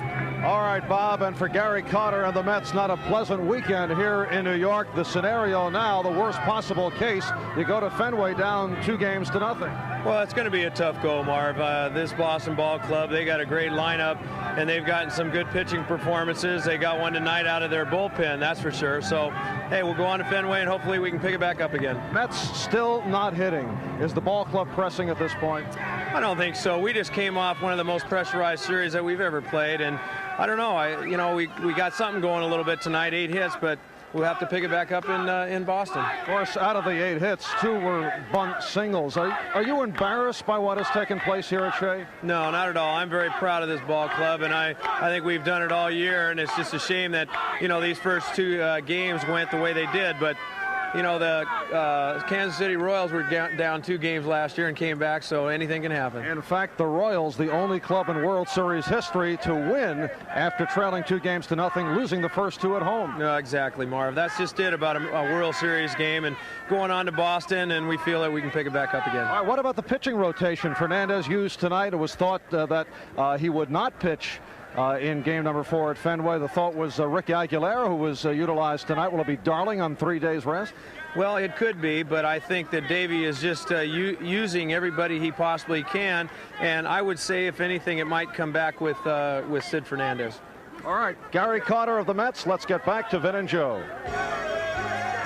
Well, thank you, fellas. And it's pretty easy for Wade Boggs on the ecstasy roll to be on the show. And our thanks to Gary Carter. I know he had to bite the bullet every second he was talking to Marv Albert. He's a class guy, Vin. It's, you know, it hurts more to lose than it feels good to win. You betcha. Well, remember, Tuesday, the World Series continues with Game 3, 8 p.m. Eastern Time from Fenway Park in Boston on your World Series network, NBC. It'll be Bobby Ojeda. What a story. The former Boston Red Sox comes back with an 18-5 record against Dennis Oil Can Boyd, the youngster who was emotionally upset at the All-Star time, suspended, returned, and now trying to make it 6 straight for Boston. The Mets will be fighting for their baseball lives. Join us then. Till then, for Joe Garagiola, Vin Scully wishing you a pleasant good evening.